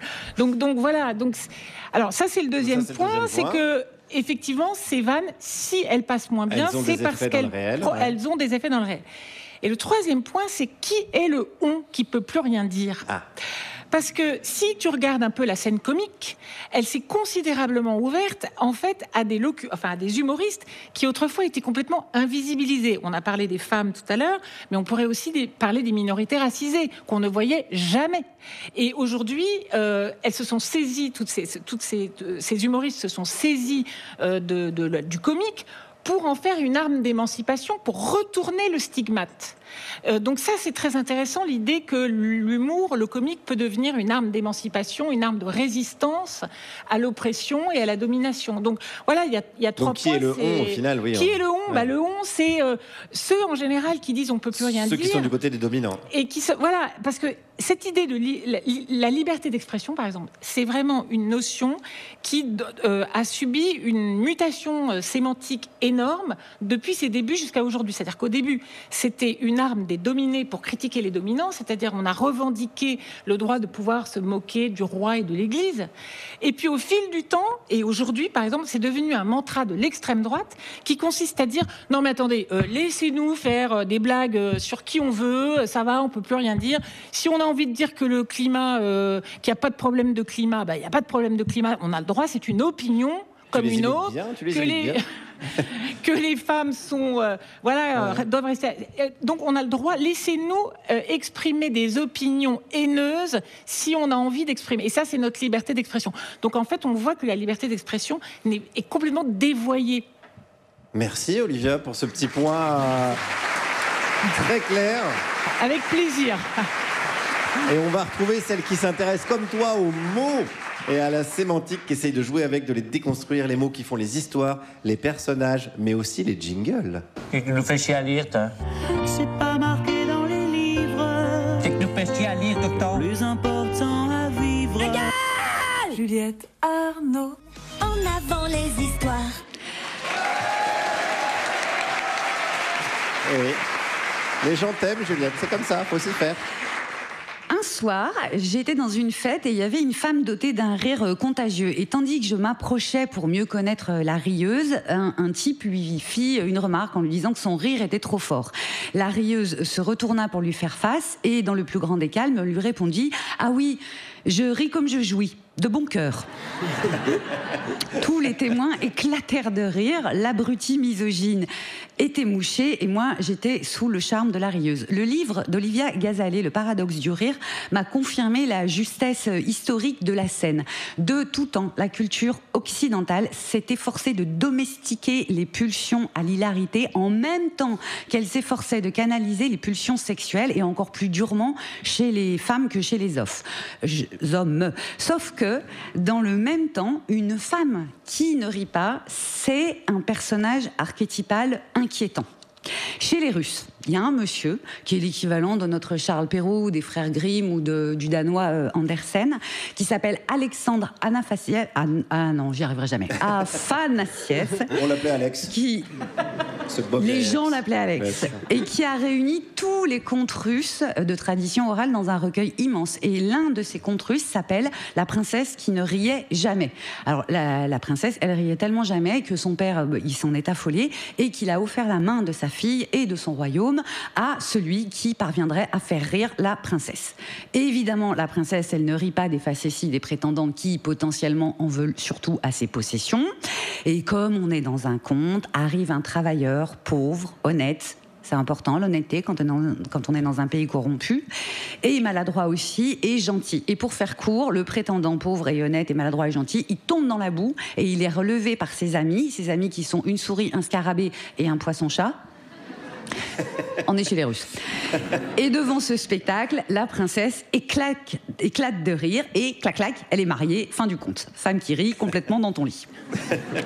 Mais on va quitter ces impérialistes de Russes pour aller voir comment ça se danse chez ces impérialistes d'Américains. 1980, sortie d'une comédie absolument épatante signée John Landis, The Blues Brothers, avec dans les rôles des deux frangins blues, les irrésistibles, John Belushi et Dan Aykroyd, avec une des meilleures bandes-son de tous les temps. Petit résumé de film pour ceux qui seraient, on ne sait pas, passés à côté. C'est l'histoire de deux délinquants blancs, habillés en costard noir et blanc, avec des lunettes de soleil noires, même la nuit, et qui sont au service du bien, puisqu'ils doivent sauver financièrement l'orphelinat dans lequel ils ont grandi. Et ils font de la musique noire pour ce faire, avec des musiciens blancs et noirs, tout en étant poursuivis à la fois par l'intégralité de la police de l'Illinois et par un groupe de suprémacistes blancs. Bon, on est déjà aux États-Unis. Mais il n'y a pas que ces gens-là qui les poursuivent, il y a aussi une femme. Alors, je voudrais bien vous donner son prénom à cette femme. Elle n'en a pas. Littéralement, au générique, elle est créditée Mystery Woman. Bechdel s'était fait harakiri. Mystery Woman ne rit pas, elle n'est que fureur muette à l'endroit des frangins. Elle arrive dans une splendide américaine, les ongles faits, le visage sans émotion, et elle leur tire dessus. Alors un coup au bazooka, un coup au lance-flamme, un coup au fusil au mitrailleur, et comme on est dans une comédie, forcément, elle rate. À la fin du film, Mystery Woman, jouée par Carrie Fisher, oui, princesse Leia de Star Wars. En fait, c'est l'ex-petite amie d'un des deux frères, et il n'est pas venu le jour qui était prévu pour leur mariage, où il y avait toute la famille, tous les amis, et forcément, Carrie Fisher, elle en a conçu une grande colère. Alors, elle lui précise, quand elle a un fusil mitrailleur dans les mains, et qui sont l'un en face de l'autre, elle lui dit « Je vais te tuer pour le bien commun ». Ce qui me paraît assez pertinent. Et là, Belushi, il va jouer son va-tout, il va baisser ses lunettes. Pour la première fois du film, on va enfin voir ses yeux. Là, il lui fait à la fille le regard du chapeauté dans Shrek. Elle fond, elle sourit, il l'embrasse et clac clac, il l'abandonne de rechef. Attention, morale de l'histoire, femme qui rit à moitié dans ton lit, boudez, vous serez en sécurité. Et ça va faire bien joli sur ma pierre tombale. Merci Juliette. Juliette Arnaud. qu'on peut retrouver bien évidemment en podcast, Mais bien en sûr. vidéo, on peut la retrouver partout. Merci beaucoup. On est toujours avec Olivia Gazalet, philosophe presque de profession, qui écrit beaucoup évidemment sur la philosophie. On a essayé de déconstruire avec toi les mythes qu'il y avait sur le rire, sur l'amour. J'ai envie de parler un peu avec toi de virilité. Ouais. Et des mythes. Allons-y. Voilà, parce qu'après la chronique de Juliette, je trouvais que ça faisait un bon enchaînement. Déjà, on a toujours un peu cette impression-là. Ça a toujours été comme ça. La virilité n'a pas changé. Ça vient du fond des âges. Pareil, même question un peu qu'avec le rire. Qu'est-ce qu'on répond au tonton qui dit ça au repas de Noël ? Qui dit quoi? Qui dit que maintenant les bonnes femmes, j'aime bien dire bonnes femmes, elles nous emmerdent, elles veulent tout déconstruire, alors qu'un bonhomme c'est viril et c'est comme ça, puis c'est marre. Ah, bon, alors, ça... Oui, on prend un petit peu de recul, Mais non, mais on souffle. en fait, c'est toujours la même affaire. C'est-à-dire que ce n'est pas nouveau comme discours. Oui, c'est ça, voilà. Ouais. Et tout à l'heure, on parlait encore... Aristophane, le premier poète comique, il y a une de ses... il le dit tout le temps... autrefois, les hommes c'était des vrais hommes, ils allaient se battre à la guerre, etc. Aujourd'hui, il n'y a plus que des femmelettes. C'est un très vieux discours, et ça fait très longtemps en fait que la virilité est en crise. On parle aujourd'hui beaucoup de la crise de la virilité, mais la virilité a toujours été en crise. Il y a toujours eu cette nostalgie d'un âge d'or où l'homme aurait été absolument homme. Mais c'est même une peur. Alors, c'est une espèce de peur irrationnelle de voir disparaître un truc qui n'existe pas. En fait, c'est ça. C'est que la virilité, c'est pas la masculinité. Ouais. C'est une construction, un idéal, un archétype qui dit ce qu'un homme doit être pour être considéré comme un vrai homme. Donc tous les marqueurs qui sont des marqueurs de puissance, des marques. Là, ça me dérange. Qu'est-ce qui te dérange? Ah, dans tes oreilles? Il change le volume. Ah, pardon. Ah, parce que Thomas VDB vient d'arriver dans la plus grande des discrétions. Excusez-moi. Et est en train de régler. En fait, il voulait se faire vraiment extrêmement discret et il a foutu le son à fond dans les oreilles. Je suis désolée. Et là, pile quand on parlait de virilité et que vraiment les hommes commençaient... Il a voulu me couper la parole à une femme. Et on donc, sait plus en qu'on fait, disait. c'est un idéal construit, c'est un idéal de toute puissance. Et aujourd'hui, quand on dit qu'il est en crise, on dit que c'est les femmes qui ont émasculé les hommes depuis qu'il y a les féministes. Elles veulent prendre le pouvoir, elles veulent elles veulent les supplanter, les émasculer. Et en réalité, je pense que effectivement, il y a un malaise masculin dans la société actuelle. Il y a plein de symptômes. Ils font plus de burn-out, ils font plus de suicides, il y a plus de criminalité. Le résultat des garçons baisse à l'école par rapport à ce défi, etc. Donc il y a plein de crises, de symptômes qui prouvent que les hommes ne vont pas si bien que ça. Mais moi, je pense qu'on se trompe de responsable quand on en impute la responsabilité au féminisme. En fait, si les hommes vont pas bien, c'est parce que la société ne va pas bien et qu'on est dans une crise de civilisation. Et quand une société... Mais ça, est-ce qu'on l'a pas aussi beaucoup toujours entendu? Non, on est parce dans une crise de civilisation. Oui, aussi, mais là... On arrive à un stade où, si tu veux, on continue à valoriser l'idéal de toute puissance et de conquête, parce que c'est ça, fondamentalement, la virilité, c'est la conquête. C'est-à-dire la conquête guerrière, la conquête sexuelle, la conquête des marchés. Donc, c'est un idéal de toute puissance. Mais dans une société qui fabrique de la précarité, de la pauvreté, du chômage, cet idéal, en fait, il est complètement désaccordé avec ce que vivent réellement les gens. Et c'est ça qui rend dingue, en fait. C'est que si on changeait cet idéal, peut-être que les hommes assumeraient mieux le fait de ne pas... présenter tous les marqueurs de la virilité triomphale, d'être à la fois riche, avoir une belle bagnole, un gros boulot, des belles femmes, etc. Si on arrêtait de dire qu'un homme est un homme parce qu'il arbore et qu'il triomphalement ces attributs-là, il se sentirait mieux, je pense. Donc c'est pour ça qu'il faut déconstruire. Et c'est la phrase de Bourdieu que je connaissais pas, que j'ai trouvée en te lisant, qui dit que la virilité, c'est à la fois un privilège et un piège. Ouais. Et qu'en fait, il y a plein d'hommes qui sont vraiment piégés dans cette histoire. Ceux qui n'ont pas spécifiquement envie de jouer au foot, ceux qui n'ont pas spécifiquement envie d'être en compétition avec tous les autres, hein, Pierre-Emmanuel, ceux qui n'ont pas envie... Il prend des notes aussi. Et ça fait que c'est quand même beaucoup d'hommes. Et eux, ils sont autant piégés par le patriarcat ou le oui-arcat que les femmes. Oui, puis ça s'exerce avec beaucoup de violence, en fait. Hein. Le rejet, par exemple, tu regardes une cour de récréation, tu vois bien que le petit garçon qui est un peu plus petit, qui aime pas la bagarre, ou qui a une voix un peu fluette, ou même, j'ai vu dans des classes de terminale, le garçon qui aime la littérature, c'est un PD, ça y est. Donc c'est très violent, c'est très stupide. Et tout à l'heure, tu as dit quelque chose sur lequel je veux rebondir, Guillaume, parce que tu parlais de peur. Et je pense qu'effectivement, cet appétit de la puissance, c'est d'abord la peur de l'impuissance. Et l'obsession de la victoire, c'est la peur de la défaite. C'est-à-dire que si ça allait tellement de soi qu'un mec était fort, beau, musclé et puissant, eh ben, on n'aurait pas tellement peur de perdre ça. Donc c'est bien la preuve qu'ils sont fragiles. C'est une fragilité. Ces gens qui se croient puissants. C'est une fragilité de vouloir absolument montrer qu'on est puissant. Tu parlais des talonnettes tout à l'heure. Non, c'est pas toi, mais oui, je l'ai vu, un des chroniqueurs. Voilà, c'est-à-dire que on a besoin de prouver absolument quelque chose quand on n'en est pas certain soi-même. Et au final, tout le monde est perdant. Bah évidemment. Très bien. Merci Olivia pour ces éclaircissements. Ah, c'est passionnant. On est toujours en direct du Théâtre L'Européen à Paris et c'est l'heure de financer les croquettes à Kiki, la chatte à Juliette. C'est la publicité. De retour en direct du Théâtre L'Européen à Paris pour la dernière sur Radio Nova.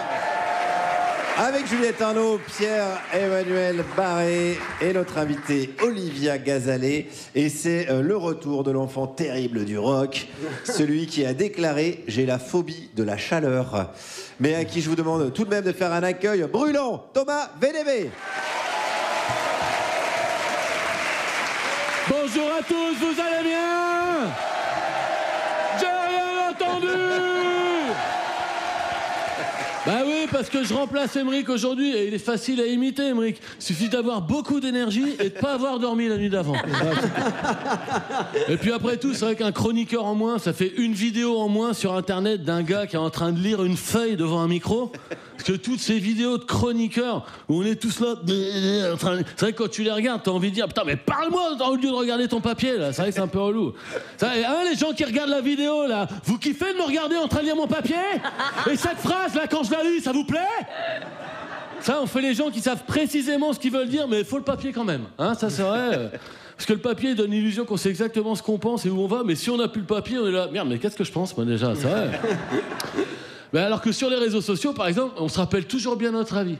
Ça, vous avez vu, parce que je dis ça, parce que tout le monde quitte Twitter. Alors je sais qu'on dit plus Twitter, on dit X. Mais bon, ceux qui te disent ça, c'est les mêmes qui disent « Eh, la tomate, c'est pas un légume, c'est un fruit. » Et à ces gens-là, je dis « Oui, mais éloigne-toi de moi, s'il te plaît. » Voilà. Alors c'est vrai que depuis que Elon Musk il a racheté Twitter, c'est le patron de réseau social le plus influent du monde. Hein, si on compare par exemple au gars qui a créé Copain d'avant. Et depuis que Twitter ça a été racheté par Elon Musk, il n'y a plus du tout de modération, c'est l'agressivité permanente. Et tous les gens de droite, ils ont pris la confiance. Surtout depuis qu'il a réussi à garer sa fusée, là. Vous avez vu? Moi, j'ai jamais vu des gens aussi arrogants de voir quelqu'un qu'ils aiment réussir son créneau. Franchement, ils sont tous fiers, ils sont là. Alors ils sont là, la gauche en position latérale de sécurité. Enfin, en PLS, ils disent, mais bon, voilà. Et les gars, on dirait que c'est eux qui ont bricolé la fusée, quoi. Mais les gars, vous n'avez même pas tenu le tournevis, quoi. Bon alors c'est vrai qu'aujourd'hui il y a deux façons de quitter Twitter. Soit tu coupes tout, tu fais disparaître ton compte un peu comme Salomé Saké ou Guillaume et tu perds tous les gens qui te suivent. Soit tu quittes Twitter un peu comme moi, comme un gros lâche. C'est-à-dire tu annonces que tu arrêtes de poster mais le compte existe toujours au cas où. C'est-à-dire que moi je me sers plus de Twitter mais de temps en temps je remets une petite blague quand même. Un peu comme Sardou avec les tournées d'adieu. C'est vraiment la même chose. Je suis allé encore une petite dernière quand même. C'est vrai que c'est dur de quitter une grosse audience quand on a une. Moi j'avais un compte MySpace au début avec plein de gens qui me suivaient et du jour au lendemain le nouveau truc cool ça a été Facebook. Tout le monde s'est barré de MySpace. Moi je suis là, oh les gars là, putain on est tout un groupe là. Aujourd'hui sur Twitter, quoi que tu postes, de toute façon, tu te fais pourrir. Ça peut être juste un tweet sur la recette de la poule au pot. Et vraiment, les gens, ils te répondent. C'est comme si tu mettais un bout de viande dans une mare de piranha. Les gens, ils sont là. Il fait trop bien de piranha, franchement. Mais qui a parlé? C'est moi. Mais qui, moi? Mais je suis complètement perdu dans mes personnages. Bon, ça, c'est pour les fans d'Emmerich, qui regardent, évidemment. Mais c'est vrai qu'on s'est quand même beaucoup investi dans Twitter. Aujourd'hui, il y en a qui mettent même de l'argent. C'est que pour avoir un compte premium, il faut payer 10 € par mois. Et ça fait une petite pastille bleue à côté de ton nom et ça te permet de poster des messages plus longs. C'est une sorte de Viagra numérique, si tu veux. Par exemple, Pierre-Emmanuel et Emmerich, tous les mois, ils payent 10 € à Elon Musk pour avoir la pastille bleue. Et honnêtement, je vous dis, moi, je comprends toujours pas pourquoi. Surtout pour toi, Pierre M. Parce que pour Aymeric, je sais que c'est pour faire comme Pierre M. Mais franchement, 10 € par quoi? Mais 10 € par mois, mais pourquoi? Pour se faire insulter. Mais Pierre M, tu me dis, moi, si tu veux, je t'insulte et tu me payes, hein, fils de pute, va. Tu me dois 5 balles. Tu me dois 5 balles. Parce que franchement, Aymeric, j'ai dit, mais pourquoi tu payes à Twitter? Il m'a dit, non, mais franchement, j'ai fait le calcul, je suis gagnant. Je dis, mais c'est quoi le calcul? Mais 4 x 7, c'est ça? 4 x 7, 28, ouais. Donc aujourd'hui, il y a tout le monde qui va trouver refuge sur Blue Sky. Vous avez vu, du coup, Twitter, on reçoit plein de messages. Retrouvez-moi sur Blue Sky. C'est le nouveau réseau social un peu clone de Twitter, mais de gauche. Et là, pardon, mais moi, ça va faire encore un nouveau mot de passe à devoir retenir. Moi, je peux plus, là. Mon étagère à mot de passe dans mon cerveau, elle est remplie. J'ai plus de place, franchement. Parce que les gens de gauche, aujourd'hui, ils ont une plus grosse liberté d'expression sur Blue Sky. Et c'est vrai que c'est important, la liberté d'expression. Parce que moi, la dernière fois que je suis venu ici, j'ai fait des blagues sur la direction de Nova et j'ai pas été viré, mon pote. Ouais. Et ben, je dis merci Nova, parce qu'imagine, si je m'étais fait virer, ben, vous auriez tous été obligés de démissionner par solidarité avec moi. Ah ben là, hé. Ah bah oui. Guillaume, t'aurais pas eu le choix. Et moi, j'aurais été récupéré par une web radio très peu écoutée. Et je vous aurais dit, les gars, vous venez dans mon émission. Et vous auriez été obligé de dire, ouais. Et tous les auditeurs, ils auraient dû nous suivre. Et entre nous, on aurait fait encore un nouveau groupe WhatsApp. Oui, parce que les gens, ils savent pas, mais le groupe WhatsApp de Par Jupiter, il existe toujours. Ah ben, je peux dire, aujourd'hui, c'est un machin avec des boules de paille qui volent dedans. Là, vraiment, c'est... De temps en temps, il y a Vizorek qui poste un joyeux anniversaire à Douli. Il n'y a quasiment personne qui répond. Voilà. On en est là aujourd'hui. Bonne semaine à tous. Salut. Merci Thomas Vélébé. Merci Thomas. Thomas Vélébé qu'on retrouve donc bientôt sur Blue Sky. T'as un compte Blue Sky? Non, mais je vais le faire, mais j'arrive pas à me connecter. On va lui faire un compte Blue Sky et puis voilà, on va t'exfiltrer là-bas. Merci beaucoup et on te retrouve bientôt sur Radio Nova, toujours. Probablement. Bien évidemment. Radio Nova, où j'en profite parce que voilà, il y a des collègues et des bons amis qui travaillent avec nous. Vous pouvez retrouver la formidable émission de Charline Roux qui s'appelle Le Score, que je vous conseille, dans laquelle elle parle de musique, mais pas que. Et elle a plein d'invités très très très divers qui vont de Camélia Jordana à Pablo Mira. Donc vous voyez, des gens de gauche et de droite. Il y a vraiment de tout. Donc Le Score, Charline Roux, je vous conseille tous les jours. Nous sommes toujours, évidemment, avec Juliette Arnaud, avec Pierre-Emmanuel Barré, notre invitée, la philosophe Olivia Gazalet. Et c'est le moment de la séquence l'invité de l'invité. Alors je demande à chaque fois, vous le savez, aux invités d'inviter qui ils veulent. Alors je dis même, ça peut même être des gens de votre famille. Et Olivia, elle m'a pris au mot, puisqu'elle a dit, je viens avec ma fille. Je vous demande d'applaudir bien fort Elena Tellio qui est avec nous. Bonjour. Salut Elena. Salut. Sois la bienvenue parmi nous. Merci beaucoup. Alors d'habitude, ma première question, je demande aux invités comment vous vous êtes rencontrés. Ça, c'est fait. À la maternité. À la maternité. Alors, Elena, non, Olivia plutôt, raconte-nous pourquoi tu as eu envie d'inviter ta fille. Ça te faisait chier en fait, tu voulais pas, c'est elle qui a insisté? Non, alors d'abord, j'ai 2 filles, oui. Donc je suis très fière des 2. Donc là, c'est ta fille préférée, on peut dire?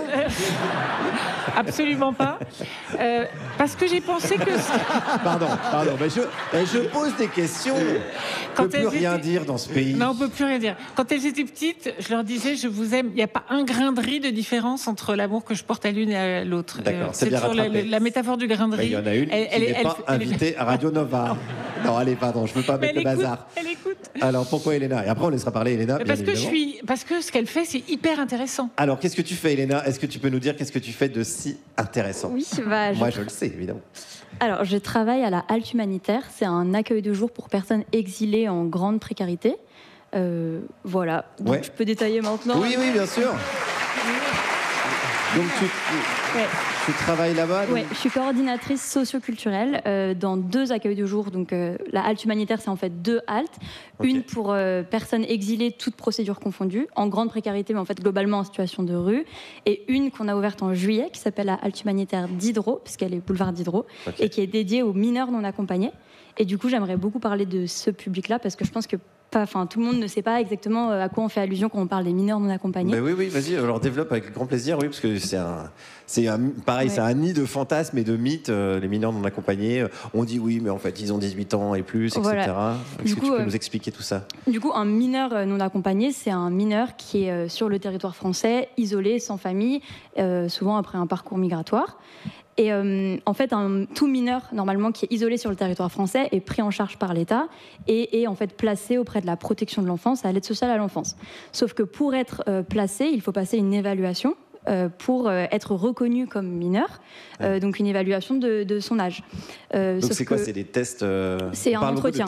Non, là, à ce stade-là, c'est un entretien, okay. avec un intervenant social. Okay. Sauf qu'à l'issue de cette évaluation, il y a beaucoup de jeunes qui sont refusés, et donc qui sont refusés. En fait, on leur notifie un refus de prise en charge. Donc en fait, ils n'ont pas réussi à prouver leur minorité. En fait, ils peuvent contester ce refus, c'est-à-dire aller au tribunal et déposer un recours devant le juge pour enfants. Pardon, c'est un peu technique, mais c'est important. Mais j'imagine déjà, il faut déjà avoir connaissance de ce type de démarche. Ouais, mais après, globalement, ils sont très bien accompagnés par les associations, ce public-là, vu qu'en fait, ils ne sont pas pris en charge du tout. Les assos, heureusement, sont très présentes, donc leur explique tout ça. Donc du coup, ils déposent un recours devant le juge pour enfants, justement le lendemain de leur évaluation, souvent. Et en fait... ils vont voir un juge pour enfants à l'issue de leur procédure. Et il y a 50 à 70%, selon les départements, de jeunes qui vont gagner leur recours. Donc ça, c'est important à dire. Donc ils vont être placés dans un foyer auprès de la protection de l'enfance à la fin de leur procédure. Sauf que le délai avant de voir un juge, il est de 4 mois à 1 an.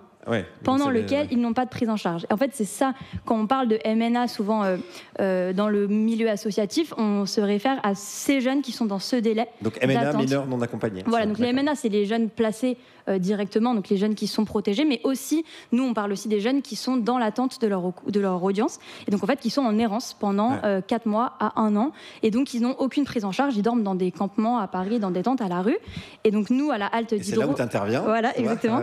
Nous, à la halte d'Hydro, on accueille les jeunes précisément pendant ce délai-là, donc pendant ce temps d'attente de leur audience. Donc on peut les appeler aussi des jeunes en recours, vous pouvez entendre ça.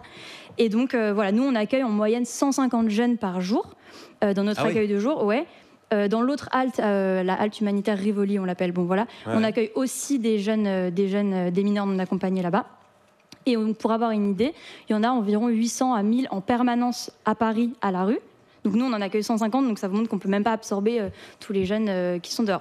Donc il n'y a pas d'obligation de l'État de les prendre en charge alors qu'ils sont à la rue et qu'ils sont en attente, si j'ai bien compris. C'est un peu complexe, mais il y a une présomption de minorité qui, normalement, impose de prendre en charge les jeunes jusqu'à... l'épuisement des voies de recours, donc normalement jusqu'à leur audience. Mais là, c'est vrai que la prise en charge cesse après leur première évaluation. Donc du coup, nous, ce qu'on fait pour eux, en fait, on est donc des accueils de jour. C'est peut-être pas forcément parlant. C'est des lieux qui sont un peu pensés comme des refuges pour les personnes qui sont à la rue. En fait, on essaye de répondre un peu à un maximum de besoins des personnes qui dorment dehors. Parce qu'il y a de l'accueil juridique, enfin de l'aide juridique. En fait, c'est des lieux qui sont ouverts 7 jours sur 7, où il y a déjà des douches, enfin tout simplement des douches, du thé, du café, des canapés, des prises pour charger leur téléphone, des médecins. Donc ça, on a des partenaires médicaux qui interviennent, ça c'est super, des juristes et des travailleurs sociaux pour l'aide juridique, des psys, des psychiatres et des cours de français, des activités culturelles. C'est là où moi j'interviens, parce que mon poste, du coup, moi je coordonne le volet culturel, artistique, éducatif dans ces 2 structures. Qu'est-ce que tu fais alors concrètement ? Pardon.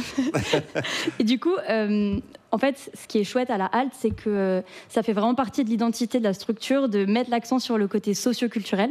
C'est-à-dire qu'en fait, on considère que c'est très important, notamment pour les mineurs non accompagnés, pendant ce temps-là où en fait ils attendent leur audience. Donc c'est en fait, faut imaginer qu'il y a des gamins qui pendant 1 an ont leur vie vraiment qui est mise en pause. C'est-à-dire qu'ils attendent que leur âge soit reconnu et d'être pris en charge. Donc en fait, ils voient vraiment ça comme une année de perdu. Et c'est un peu le cas, et du coup on essaye de faire en sorte de leur proposer un maximum de choses pour les occuper pendant cette période, faire en sorte que ce soit pas juste une perte de temps et qu'ils puissent apprendre des choses, découvrir des choses. Donc je vais pas tout lister ce qu'on fait, parce qu'on fait beaucoup de choses et j'en suis très heureuse, mais on fait des cours de français tous les jours. On fait des sorties à l'extérieur, on visite beaucoup de musées, de galeries, de lieux culturels et beaucoup d'ateliers. Donc on fait en ce moment du hip-hop, de l'impro, du beatbox, de l'art-thérapie. On fait plein de choses quasiment tous les jours. Et là, on a lancé récemment un atelier que j'adore. C'est un atelier de rap où il y a un label de production de rap qui viennent dans la halte avec un studio d'enregistrement mobile. Et en fait, c'est des professionnels et les jeunes peuvent poser leurs textes et poser leur voix au micro. Faire du stand-up ? Non, on envoie Pierre-Emmanuel et voilà, ça, c'est la nouvelle idée qu'on pourrait lancer. Faut que je note. Mais du coup, ils posent leur texte et leur voix et après j'ai pas le droit de m'approcher des mineurs. Ah voilà. Je savais qu'il avait une connerie à dire, hein, mais je sais pas pourquoi je lui donne la parole des fois. Pardon, Elena. Non, mais Ne du l'écoute pas, fais comme s'il n'existait pas. De toute façon, il n'a pas de charisme. Non, mais ça me donne des idées. Ça te donne des idées. Et comment on peut faire pour t'aider concrètement? Enfin, pour vous aider évidemment, pour aider l'association. Alors, donc il y a plusieurs choses. Déjà, vous pouvez nous déposer des vêtements, parce que là, l'hiver approche et c'est vraiment la période qui est la plus difficile dans le social et dans ce milieu-là, puisque les jeunes, voilà, il y a 18h, ils vont sortir de la halte. Concrètement, ils sont à la rue sous 1 degré dans leur tente. Donc, vous pouvez nous déposer. C'est des vêtements de garçons ou de filles? En fait, il y a des accueils de jour dédiés aux femmes parce que voilà, on les réoriente vers des lieux qui sont vraiment pensés pour les jeunes filles. Donc, nous, c'est vraiment que des garçons. Donc, vous pouvez nous déposer des vêtements au 164 boulevard Diderot ou au 2 rue Perrault. Des vêtements chauds, d'hommes en bon état. Également, des petits cadeaux avant les fêtes de Noël, ça fera toujours plaisir. Ça, c'est pour toi ou c'est pour les. Non. Non, très bien, très bien. Mais voilà, il y a juste un truc que j'aimerais dire sur les jeunes parce que du coup, je parle d'eux, mais moi, ce que j'ai observé après avoir travaillé pendant 1 an avec eux et que les gens n'imaginent pas forcément sur eux, c'est que c'est des gamins des jeunes qui sont vraiment très, très, très en demande d'activités socioculturelles et en fait, ils sont toujours réceptifs, toujours chauds et enthousiastes pour faire ce qu'on leur propose et malgré leurs conditions de vie, malgré le fait qu'ils sont à la rue et dans des campements, mais en fait, ils ont juste envie de s'intégrer et d'avoir un semblant de normalité et donc, en fait, ils vont le matin à la halte, ils viennent prendre leur douche, après ils vont déjeuner dans la distribution alimentaire, après faire leur cours de français et ils veulent juste avoir une vie normale et ils sont vraiment à l'opposé de ce qu'on peut imaginer de la marginalité en fait. Et aussi, ils sont obsédés par le fait d'aller à l'école et par la scolarisation. Ils ne parlent que de ça. C'est vraiment ils n'ont que le mot école à la bouche. Et voilà, donc c'est important de le savoir. Merci beaucoup, Elena. Merci. Merci pour ce que tu fais. Merci, Olivia, de nous avoir présenté ta fille. Merci à toi d'avoir permis ça. Je comprends pourquoi c'est ta fille préférée. L'autre, elle doit être tellement nulle. Non, on l'invitera, la pauvre mamine. Merci en tout cas. Elena, je peux te poser une dernière question. Qu'est-ce que tu écoutes comme musique? Oh là, j'avais pas prévu ça. Je peux dire un truc au hasard? Bah oui, je n'irai pas vérifier. Si tu me dis Mano, la tribu de Dana. Non, moi j'aime bien les vieilles musiques, genre les Beatles, Queen et tout. Alors Juliette, est-ce que c'est ça qu'on va écouter? Pas du tout. Ah là là là là. Et Elena, elle chante et elle joue du piano. Allez, on te recevra bientôt. Et sa sœur aussi. Sa sœur aussi. Allez, on va écouter les Australiens du groupe Porcels. Ils sont vraiment, je sais pas, je vais tenter comme ça venait. Ils sont très très australiens puisque dans le clip du titre qu'on va écouter, il y a un koala, un kangourou et des surfeuses. Alors franchement, le titre c'est Tied Up Right Now et c'est un moyen certifié par mon institut scientifique pour oublier le mois de décembre et ses jours pour écrire. C'était Porcels avec Tied Up Right Now. Vous êtes toujours sur Radio Nova, la dernière avec Juliette Arnaud, Pierre-Emmanuel Marais, notre invitée, la philosophe Olivia Gazalet. Olivia, tu as l'habitude en tant que philosophe de poser des questions, de tenter d'y trouver des réponses. Eh bien, c'est exactement ce qu'a fait Juliette Arnaud avec toi au sujet de tes lectures. Oui, Olivia, je t'ai demandé quel livre t'étais resté de l'enfance et tu m'as répondu Les contes et légendes de l'Égypte ancienne chez Fernand Nathan. En me précisant, mon père était égypto-libanais. Est-ce que c'est lui qui te l'a offert? Oui. Absolument. Mais le problème, c'est qu'il m'a dit ce sont tes ancêtres et que moi je l'ai pris au premier degré. Cléopâtre, j'étais persuadée qu'on descendait des pharaons. Donc que c'était mes ancêtres et je disais ça à l'école, l'air tranquille, c'est mes ancêtres. Ça fait de l'appropriation culturelle. Complètement. Allez, très bien.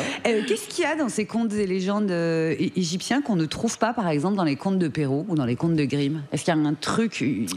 Alors c'est peut-être le côté rapport à la mort, au surnaturel, à la magie, qui est peut-être très très prégnante dans la mythologie égyptienne. L'histoire de la pesée des âmes. Il y a plus de magie, je pense, de surnaturel. Dernière question sur ce livre, est-ce que tu l'as fait lire? Est-ce que ensuite tu l'as offert à tes filles quand elles étaient en âge? Alors, si tu me dis non franchement c'est mal. Pas celui-là, si parce tu que dis seulement une des deux, parce que j'en préfère une des deux, ça va être très très gênant. C'est horrible, mais je vais avoir un lundi matin terrible, moi. C'est surtout elle. Je pense qu'elle a fugué de toute façon. Donc, Pardon. Clara, je t'aime.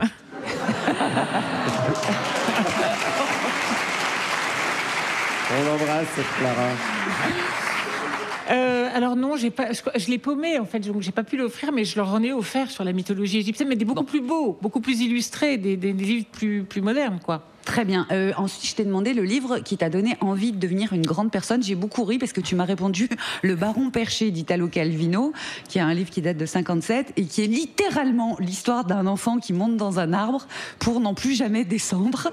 Un gamin qui fait sécession pour toute sa vie et ça commence par une engueulade avec son père parce qu'il veut pas manger sa soupe aux escargots. Est-ce que je vois en quoi c'est être une grande personne que de procéder de la sorte? Alors en fait, lui, il va passer sa vie dans les arbres, passer sa vie à lire des livres, réfléchir et partager ses connaissances avec les autres. Donc moi, je vis dans les arbres, mais pas dedans, mais au milieu des arbres. Je lis beaucoup et je partage ce que je sais avec les autres. Okay, donc c'était ma vie de rêve, en fait. Donc tu as réalisé ta vie de rêve? J'ai réalisé ma vie de rêve, ouais. Eh ben, j'aimerais pouvoir dire ça. Mais qu'est-ce que tu vas faire maintenant? Bah, persister. Je vais continuer à vivre ma vie de rêve. Ah ouais, pas mal, j'avais jamais pensé. Et enfin, je t'ai demandé le livre qui te fait rire et enfin est arrivée la réponse que j'attendais puisque tu as répondu La Conjuration des imbéciles de John Kennedy Toole. Alors, c'est un livre qui a été publié en 1980, 10 ans après le suicide de l'auteur, parce qu'il pensait qu'il était un imbécile qui serait jamais publié. Heureusement, sa maman s'est acharnée, gloire à elle. Là, cette histoire-là, elle est super triste, mais le roman, il est super drôle. C'est l'histoire d'un grand misanthrope. Alors là, je vais le citer une fois, Ignatius, il dit « Décidé à ne fréquenter que mes égaux, je ne fréquente bien évidemment personne puisque je suis sans égal. » On dirait du Pierre-Emmanuel Barré. Et c'est mon livre préféré. Oui, j'adore ce livre. Et c'est son livre préféré. Dans le livre, il vomit la société américaine des années 60 dans son intégralité. Ça provoque quel genre de rire chez toi? Est-ce que ça provoque un rire bien élevé ou ça te fait vraiment rire avec le ventre? Il y a certains passages qui sont vraiment aussi drôles qu'une chronique de Pierre-Emmanuel Barré ou de toi ou de Guillaume. Parce que je préféré. Voilà, je n'ai pas de préférence. Non, en fait, c'est un rire de dérision universelle. Il se fout de tout, en fait, et il trouve tout ridicule. Et donc, moi, je trouve que souvent, le rire, c'est le début de la démystification. C'est-à-dire qu'en fait, vous avez un rôle aussi de démineur. Vous venez presque de lanceur d'alerte. Vous venez nous dire, soulevez un peu la couverture pour dire, ah, regardez ce qu'il y a dessous. Voilà. Et donc, c'est d'utilité publique, en fait. Et donc, ce qui fait Ignatius, le personnage, c'est ça, il se moque de tout, mais ça force à réfléchir. Et c'est ça que vous faites. C'est que on fait pas que rigoler. C'est un rire qui provoque la réflexion. Et c'est quand même un exemple à sa manière de virilité. Ignatius, il a une vie amoureuse, mais pour autant, il refuse de ne pas vivre chez sa mère. Hein, Pierre-Emmanuel? Oui. J'habite plus chez maman.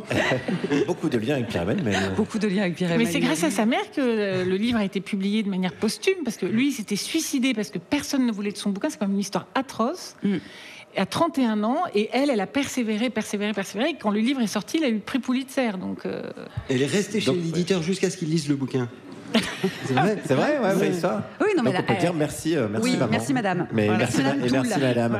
Allez, on va continuer à conjurer les imbéciles avec Pierre-Emmanuel Barré. Donc j'imagine ça s'annule un peu du coup. Pierre-Emmanuel, c'est l'heure de te retrouver. Celui qui n'a toujours pas quitté Twitter, car il reste sur la barricade, comme tous les rebelles de son époque. Allez, on l'applaudit bien fort, Pierre-Emmanuel. Pardon. N'applaudissez pas. Pardon. Arrêtez de faire du bruit, on va se faire repérer là. Vous êtes complètement inconscient ou quoi? Et vous avez vu l'actu, c'est la guerre. On est à 2 doigts d'un conflit généralisé et vous, qu'est-ce que vous faites? Tiens, si je payais pour aller regarder des gens dire des trucs que je pourrais très bien entendre gratuitement chez moi.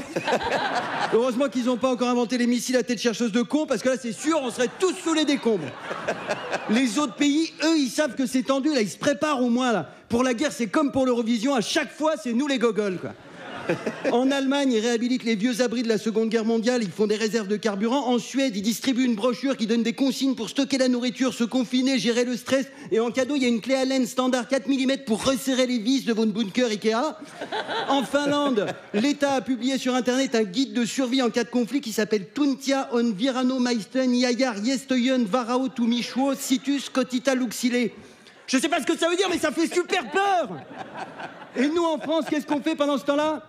Eh ben, on autorise l'Ukraine à utiliser nos missiles pour frapper le sol russe et on discute avec Londres pour envoyer des troupes au sol. Bon, j'ai rien dit. Finalement, vous avez un peu de répit, les missiles à tête chercheuse de cons, ils vont passer au-dessus de nous et filer directement vers l'Élysée. J'espère seulement qu'il y en a un qui tombera sur Notre-Dame pour qu'avant d'exploser, Macron, il ait juste le temps de faire « Mais mon église !» Manu, il doit penser que ses 2 mandats sont pas assez ratés comme ça. Il s'est dit, j'ai appauvri les pauvres, j'ai enrichi les riches. Et si, pour finir en beauté, j'enrobais tous mes échecs d'une petite couche de fiasco en déclenchant une 3e guerre mondiale. Vu la qualité de ce qu'il a produit en 7 ans, c'est pas dans les mairies qu'on devrait accrocher son portrait à Macron, c'est dans les chiottes. Mes hommages, monsieur le président, plouf. Ah, tiens, un nouveau Premier ministre. Il ressemble vachement aux autres, dis donc. Non mais, s'il aime tant que ça la guerre, Macron, il a qu'à y aller en Ukraine, on le retient pas. Il prend ses moon boots, sa petite parka Canada Goose, sa ventoline, et il va défendre la démocratie à moins 10 degrés dans le Donbass. Un temps pourri et des connards en doudoune, ça ne changera pas trop du Touquet. Hein? Non, qu'est-ce qu'il croit?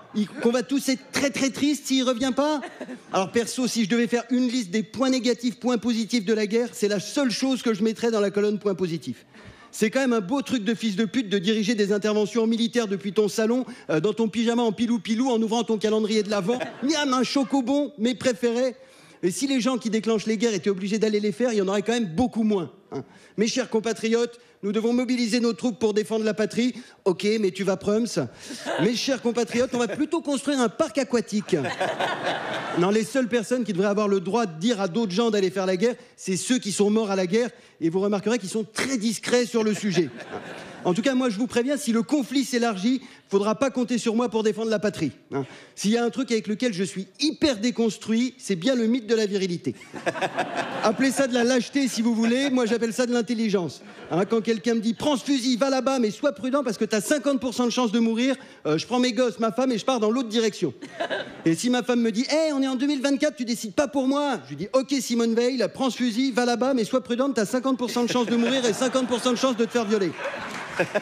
L'honneur, la bravoure, le sacrifice, l'héroïsme, le patriotisme, c'est fou les trésors de lyrisme dans lequel on enrobe la guerre depuis des millénaires. C'est pas un champ lexical, c'est du fébraise. Ça sert juste à cacher l'odeur de merde.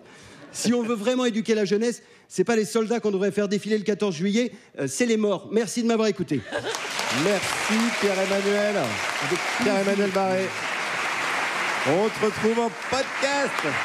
Partout, sur toutes les applis, Nova, on te retrouve de manière très courageuse sur scène mardi et mercredi à la Comédie de Paris. Olivia Gazalet, tu es toujours avec nous, on va bientôt te libérer pour que tu puisses aller penser le monde dans les arbres où tu veux.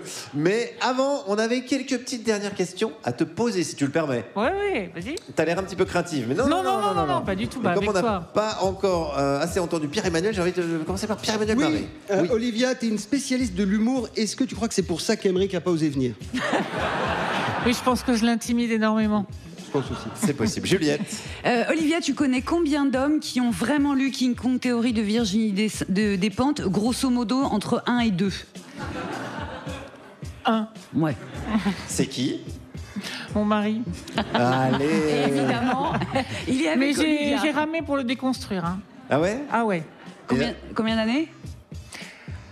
Oula, oui, voilà. T'es quand même en train de compter les... Non, mais... Ok. Allez, autre question. Allez. J'ai une question pour toi, Olivia. Si tu devais partir vivre sur une île déserte avec un philosophe, tu choisirais Michel Onfray, Bernard-Henri Lévy ou Raphaël Enthoven? C'est des questions. Il y a eu un cri de dégoût dans la salle. Alors? C'est pas évident non plus, ça, j'ai l'impression. Tu veux que je te les redise? Michel Onfray, Bernard-Henri Lévy, Raphaël Enthoven. Tu peux choisir de manger des clous. Raphaël. Ah, tu l'appelles Raphaël en plus? Non, Raphaël Enthoven. Pardon, Rafou. Juliette, allez. Qui est ton chroniqueur préféré, sachant que tu as le droit de dire Aymeric, même s'il est absent et qu'il a tort, et qu'il a une hygiène qui est compliquée? Mon chroniqueur préféré? Oui. De l'émission ou en général? C'est mieux que ça soit... Si c'est en général, c'est toi. Juliette? Moi? Oui. Ah, moi? Oui. Voilà, très bien. Pierre-Emmanuel, allez. Oui, Olivia, tu viens dans les médias pour parler d'humour et au final, t'en fais jamais. Est-ce que t'as pas l'impression de piquer le boulot de Guillaume? sais pas, mais n'applaudissez pas, enfin. Ça l'encourage énormément. Bah Olivia, ceci dit, on attend ta réponse. Si, j'adorerais être à ta place, honnêtement. Mais je pense que je ferais ça beaucoup moins bien que toi, mais ça m'amuserait. Ah, fais gaffe, hein. Il y a Ouais. peut-être un poste qui va se libérer. Hein. Ah bon, on sait jamais. On sait Avec jamais. toi, on sait jamais. Ouais. D'ailleurs, j'ai une question. C'est vrai, il y aura un petit suspense. D'ailleurs, j'ai une question pour toi, Olivia. Qu'est-ce qui pourrait sauver l'amour et comment retrouver le goût de la vie? Qui pourra remplacer le besoin par l'envie? Et où est le sauveur? Et où est le sauveur? Ça fait 4 questions en une, mais et là, tu as 4 secondes pour répondre. Où sont les femmes? Ah, Oh, pas mal. Merci. J'ai envie de finir là-dessus. Merci Olivia Gazalet qui était avec nous pendant 2 heures. On conseille, tout est libre, le paradoxe du rire. Merci infiniment de Aux cette éditions invitation. Séguer. Merci beaucoup, merci Olivia d'avoir été avec nous. Merci à ta fille, Elena Telio. Aidez-la, on peut retrouver l'association Aider l'Armée du Salut. Allez voir sur Instagram, @althumanitaire. Vous pouvez les aider, l'Armée du Salut. Merci beaucoup, Elena, pour tout ce que tu fais. Merci à Sumboy d'être venu. Il reviendra évidemment. Hakim Omiri, Thomas VDB, on peut les applaudir bien fort. Merci à toute l'équipe technique du Théâtre de l'Européen qui nous reçoit chaque semaine. Merci à Malo Williams, notre fantastique réalisateur. Lucie, notre stagiaire, Paul à la technique depuis les studios de Nova, toutes les équipes techniques de Radio Nova. Merci à Frédéric Antelme, le patron, Colline, Mehdi, Sébastien, Bastien pour les réseaux sociaux. Merci aux équipes vidéo Goodway, Benjamin, Alban, Adrien, Christian pour la programmation musicale et tout le reste, Mano et Loris pour la prod, et évidemment notre rédacteur en chef, Ramzi Assadi, qui est là et qui adore les applaudissements. On embrasse Émeric Lompré, où qu'il est, où qu'il soit. Et merci Pierre-Emmanuel Barré, Juliette Arnaud d'avoir été avec nous. Et merci Guillaume Meurice. Oh, vous êtes adorables. On se retrouve la semaine prochaine. D'ici là, amusez-vous bien et vivement la dernière. La dernière.